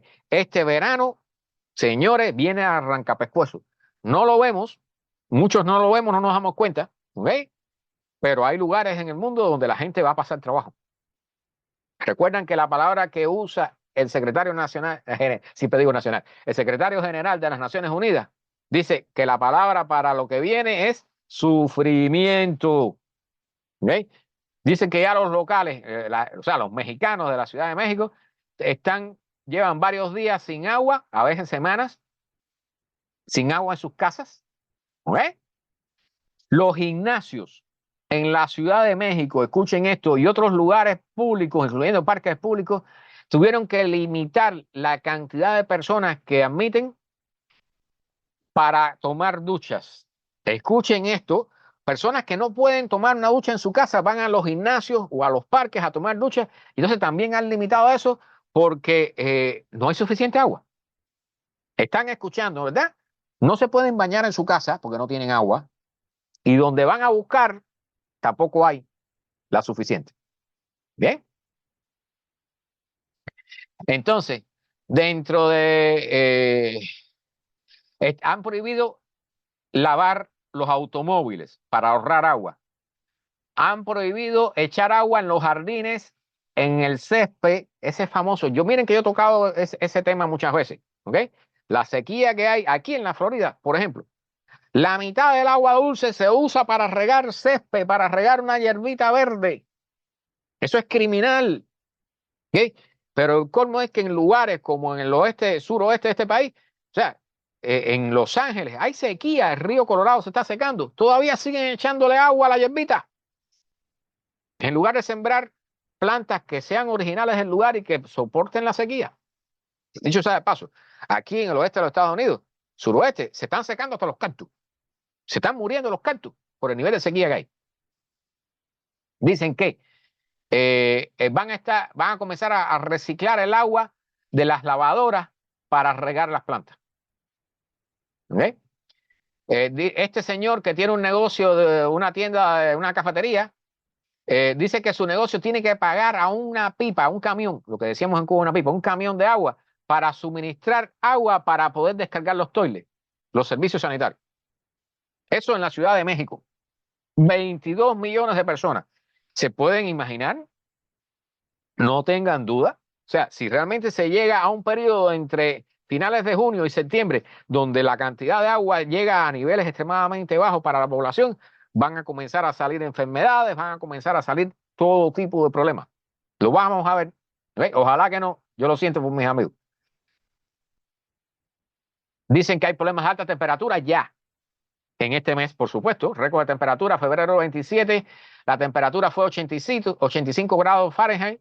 Y esta semana se esperan temperaturas de 90 grados Fahrenheit como mínimo, con mínimo cobraje de nubes, o sea, con cielo despejado.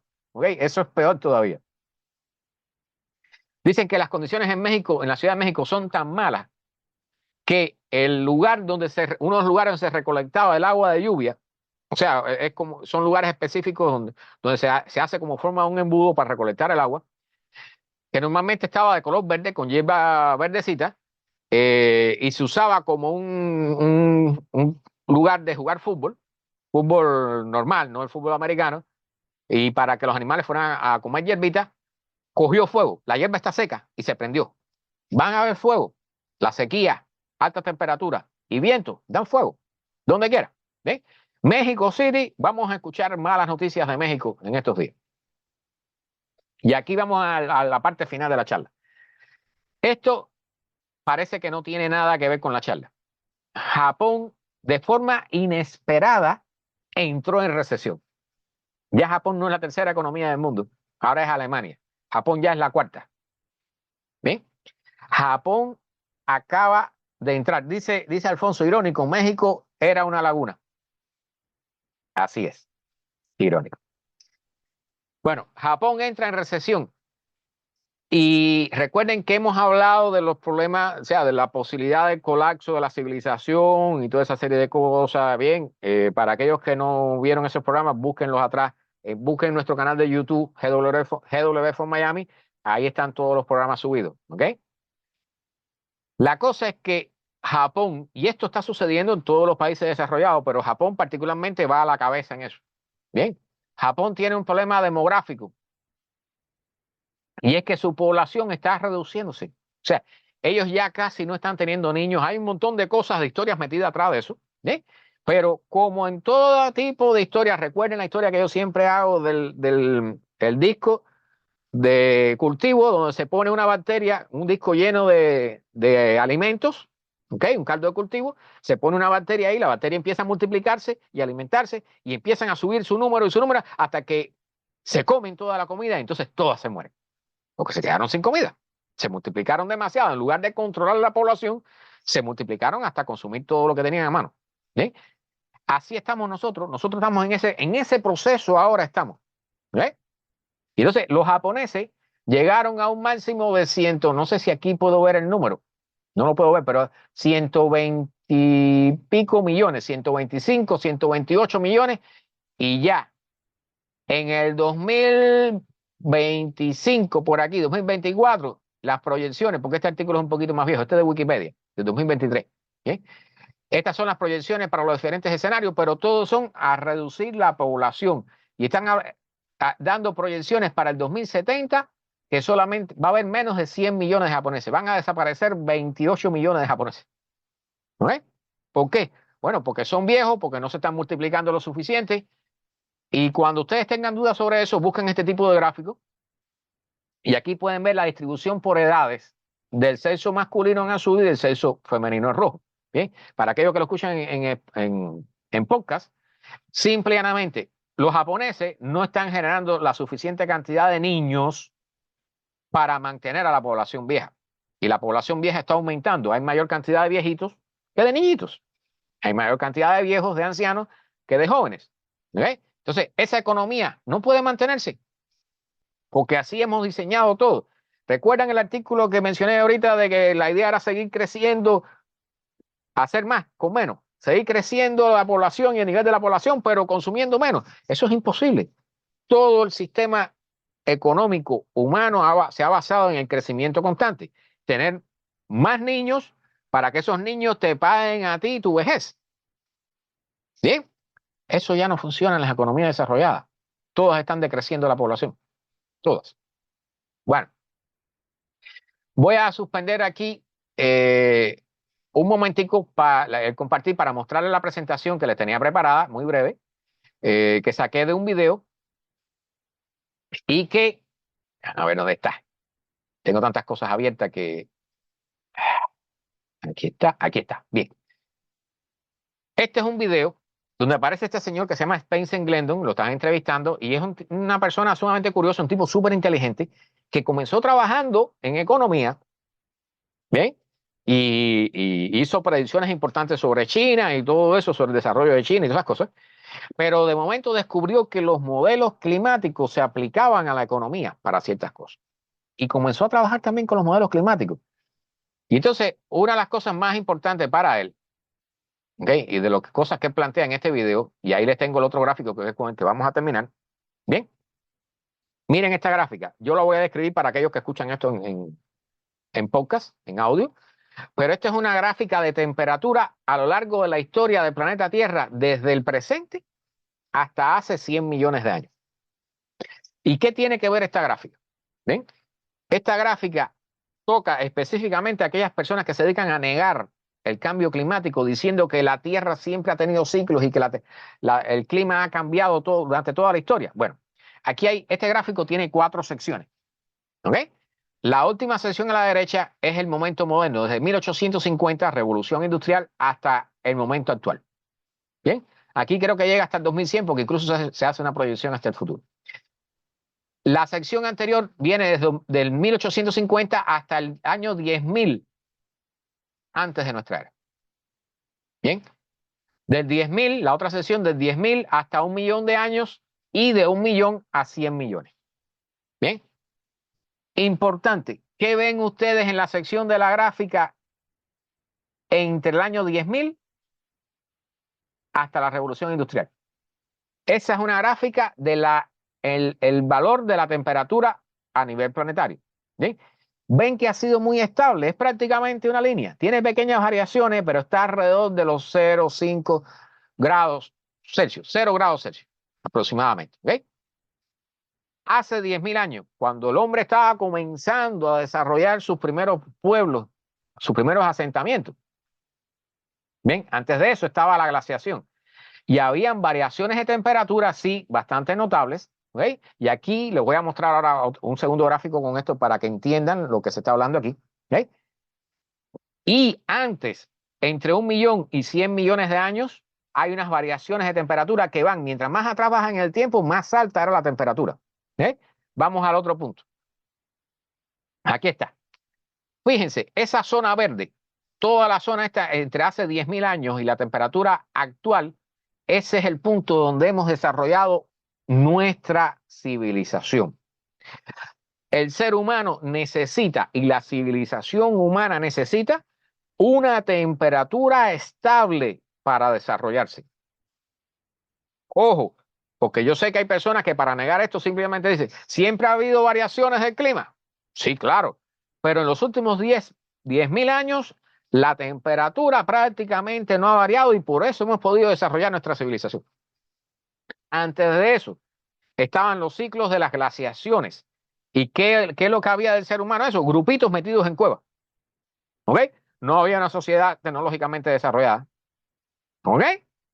Aprendimos a dominar el fuego, hicimos hachas de piedra y cositas, matábamos mamú y eso, pero no éramos lo que somos ahora.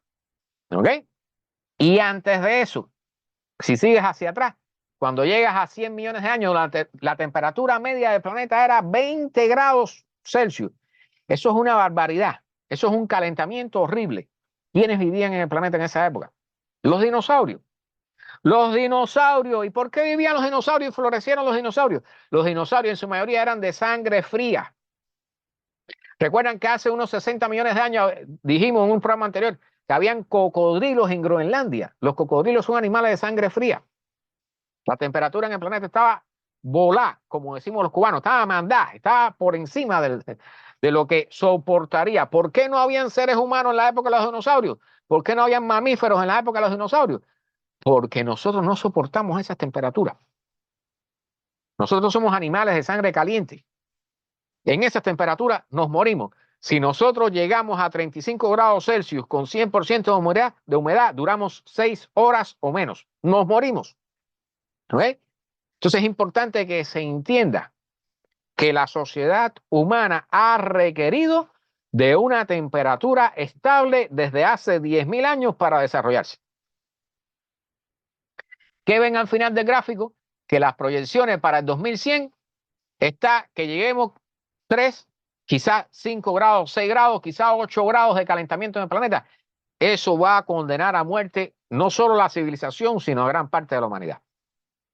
Y por supuesto, a gran parte de los animales salvajes y de las plantas. ¿Ves? Yo voy a dejar de compartir esto porque esto era el gráfico más importante que quería mostrarles y terminar con el experimento que les dije.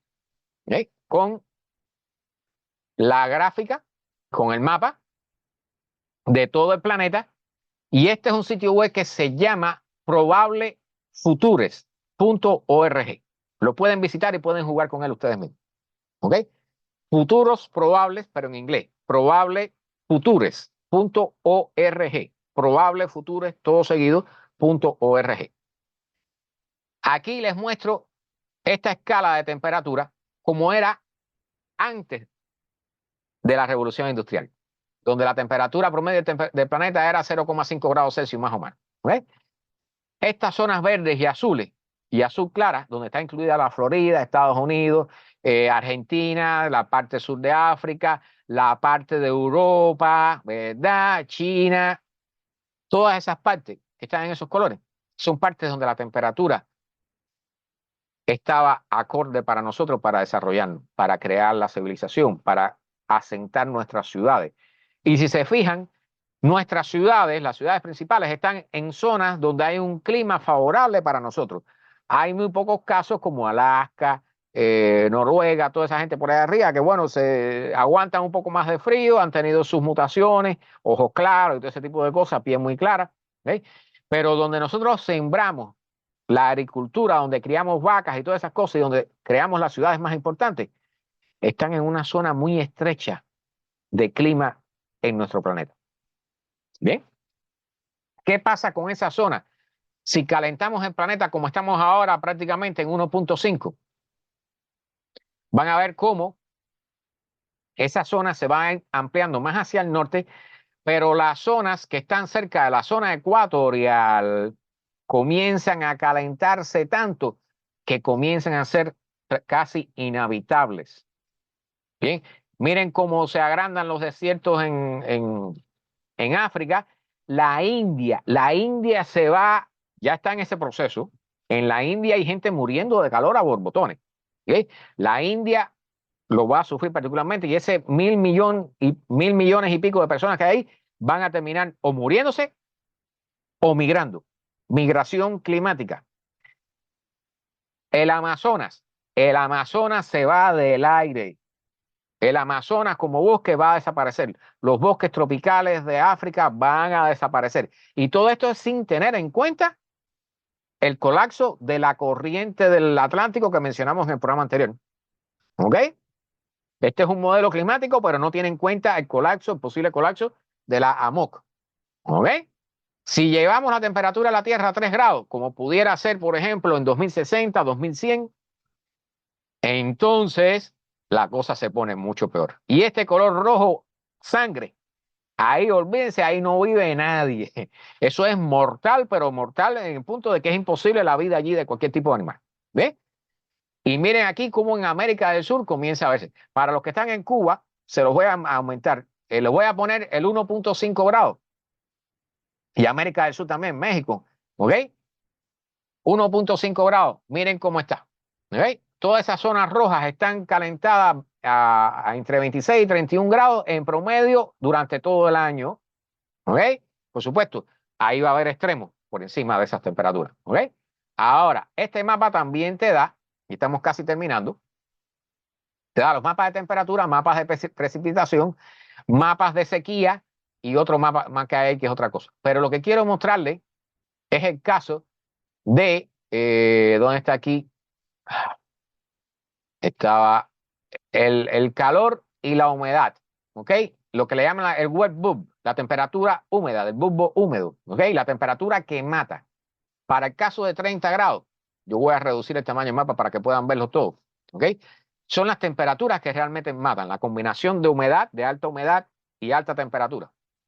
Bien, para el 1.5 grados, miren, las condiciones estarían malas durante de 1 a 3 días al año en el Amazonas, una pequeña zona de aquí de América del Sur, ciertas zonas de México costera, o algunas zonas de África, la India nuevamente cae mal, partes de China, ¿ok? Pero si elevamos la temperatura como pudiera suceder en el 2060, 2070, 2100 a 3 grados como promedio, recuerden que ya Europa tiene asomos de 2 grados, ¿ok? Miren, el Amazonas se transforma en una zona mortal, donde pudiera estar en unas temperaturas mortales casi todo el año. ¿Ok? Partes de África, parte de lo que es el sureste de Estados Unidos, Cuba, el sureste de México, ¿bien? Parte la India y China, parte de algunas de las islas también. Ese color verde o azul implica que va a haber entre 1 a 7 días por año donde va a haber condiciones mortales de calor mortal, capaz de matar personas. ¿Bien? O sea, este mapa les va a servir, es interactivo totalmente y les va a servir para tener una idea. Vamos a buscar, por ejemplo, sequía, los riesgos de incendios en el planeta. Vamos a ponerle a 1 grado, para comenzar con 1 grado, ¿okay? Porque yo se los puse con el mapa estando a 3 grados, entonces se manda a correr y saca la peor de las opciones. ¿Okay? Los riesgos de incendio, aquí está en la escala. ¿Okay? Como estamos viendo, con 1 grado, y vamos a ponerle 1,5, están ocurriendo incendios ¿dónde? En la zona oeste de los Estados Unidos, Texas, toda esa zona, California, Cuba casi no tiene, el sur de la Florida hay algunos puntos, el Amazonas está a riesgo de incendio, parte de Europa, ¿okay? Alrededor del Mar Negro, ciertas partes de España, Francia, el sur de África, ¿okay? Parte de China, pero si lo llevamos a 1.5 grados Celsius, entonces ya fíjense que más de la mitad de los Estados Unidos está a riesgo de incendio y ya está en un color más fuerte donde dicen los días donde puede haber riesgo de incendio se aumentan de 14 a 29 en esas zonas por año, ¿ok? De riesgo de incendios graves, de que comience el incendio. ¿Cuánto dura el incendio? Ya eso es otra historia, ¿ok? Cuba, para los que están en Cuba, miren cómo se ve Cubita casi todo en amarillo, ¿ok? El Amazonas, México está premiado. México va a estar premiado. América del Sur, toda la zona del Amazonas, excepto Argentina, la zona esa de Argentina, el sur de Brasil. Pero todo lo demás va a tener grandes riesgos con 1.5 grados. Eso es el momento actual. ¿Okay? Pero con 3 grados, y ahora vamos a ver con 3 grados cuáles serían los riesgos de incendio en el planeta. Prepárense. Incluye desde Noruega, Alaska, Siberia. Recuerden que estamos viendo los incendios en Siberia, ¿ok? Para que no tengan duda de que lo que le está diciendo el mapa está en práctico. Miren dónde pudieran haber riesgos de incendio en el planeta, prácticamente en todas partes. Prácticamente en todas partes. Ya no habría hielo allá arriba. Siberia estaría, bueno, incendiada durante todo el año. Australia, los incendios ahí han sido violentos, pero miren los colores ya. El Amazonas se quemaría prácticamente completo. Buenas, la parte de las selvas del Congo y del sur del África. Toda la parte esta que está al sur del Mar Negro. España está a riesgo de incendio, pero bárbaro. ¿Okay? Eso con 3 grados de calentamiento. Estamos hablando 2060, 2100. Bien. Este es el mundo. Este es el mundo que le vamos a dejar a nuestros hijos. ¿Bien? No sé si ponerle algún otro mapa porque hay, aquí pueden, recuerden que el sitio web se llama probablefutures.org. ¿Okay? Pero nada, lo que más importaba era mostrarles lo interactivo, que ustedes pueden entrar y mirar las cosas allí. ¿Okay?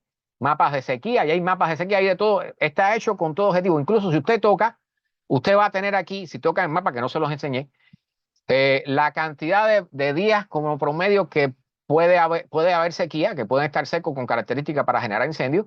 El mínimo en un año muy bueno sería 3, el máximo sería 13 y en promedio 21. Entonces, usted toca en los lugares donde el incendio sería más probable y miren la cantidad de días al año que hay posibilidades de que surjan fuego. Y estos son estimados, esto es un modelo. Recuerden que estamos teniendo incendios en Siberia, en Canadá, o sea, son signos que están marcando que estamos teniendo efectos en el planeta que equivalen a un calentamiento de 3 grados, aunque aún no estemos allí.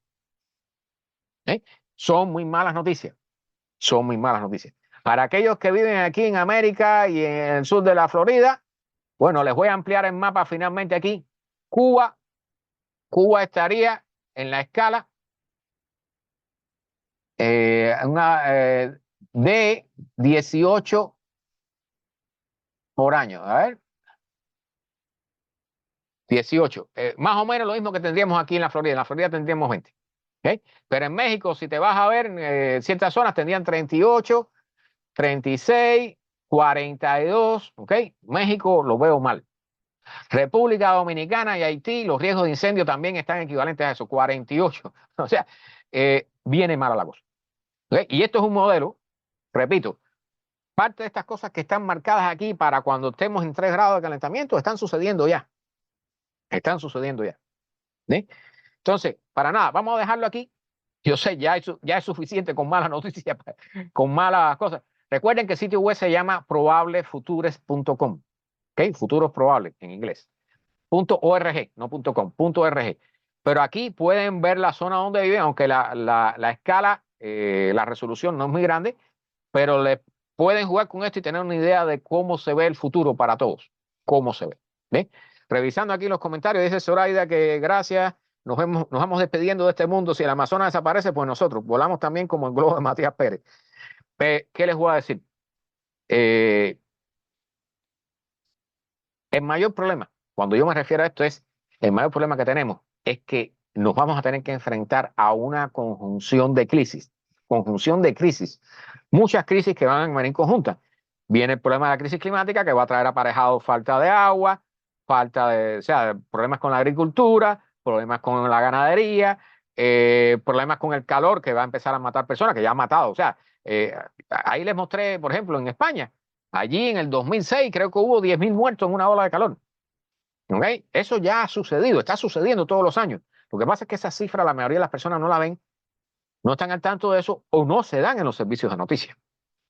¿Bien? Entonces, nos vamos a enfrentar a una conjunción de crisis porque además del problema climático, del agua, la falta de agua, viene la falta de materias primas porque estamos acabando con ellas y vienen guerras por recursos naturales.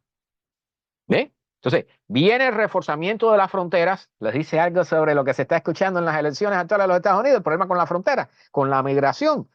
Eso es parte de lo que viene y va a empeorar. ¿Bien? Porque obviamente las personas que vienen desde América del Sur o América Central hacia acá, no solo vienen por problemas económicos, vienen porque en América Central hay sequía y se quedan sin nada, se quedan sin cultivo, se quedan sin nada y bueno, lo único que pueden hacer es salir y migrar hacia un futuro mejor, supuestamente. Entonces, la cantidad de personas que van a entrar por las fronteras, no solo aquí, en Europa y en todos lados, en los países desarrollados, va a ir en aumento. Migración climática. ¿Sí? Y eso sin mencionar, si no se para la MOC, porque si se para la MOC, 400 millones de personas que viven en la parte norte de Europa van a tener que emigrar hacia el sur de Europa y hacia África y hacia donde puedan, en 30 años. ¿Eh? Entonces, ojo, lo que viene es Mickey Bean. Así que nada, vamos a dejarlo aquí con un tono humorístico. Y bueno, nada, les deseo a todos muy buenas noches. Espero que puedan dormir y descansar para iniciar mañana la semana laboral del lunes. Y no, las noticias no dicen nada, no dicen prácticamente nada. Pero bueno, recuerden que si usted las busca, usted las encuentra, porque hay noticias por allí. Lo que pasa es que no están en primer lugar en los servicios de noticias. ¿Ok? Nada. Recuerden que todos los domingos estamos acá a las 8 de la noche hablando sobre el calentamiento global, crisis climática, cambio climático, como quieran llamarle. Este video se pone en nuestro canal de YouTube, GW from Miami, que no es una marca de zapatos, es Global Warming from Miami. ¿Bien? Está en YouTube, se lo pueden mandar a sus amigos. Si se paran por ahí, por favor, les agradecemos si nos dejan un like y se suscriben. Y también está en Spotify. ¿Okay? Nos pueden buscar en Spotify, también GW from Miami. Ahí están las charlas en formato de audio. ¿Okay? Para los amigos de Cuba, yo siempre se las subo, hay un WhatsApp. Si conocen a alguien en Cuba que quiera escuchar esta charla, yo las pongo en un WhatsApp especial que creé, un grupo de WhatsApp, donde las pongo en audio en formato lo más pequeño posible para que puedan descargarlas y escucharlas sin estar conectados, ¿okay? Para que no pierdan dinero de conexión, tiempo de conexión. Así que nada, nos vemos la semana que viene, otro domingo hablando de crisis climática, que como siempre tenemos noticias de todo tipo. ¿Okay? Muchas gracias a todos por participar y a descansar, caballero, que hemos tenido suficiente por hoy. Buenas noches, nos vemos.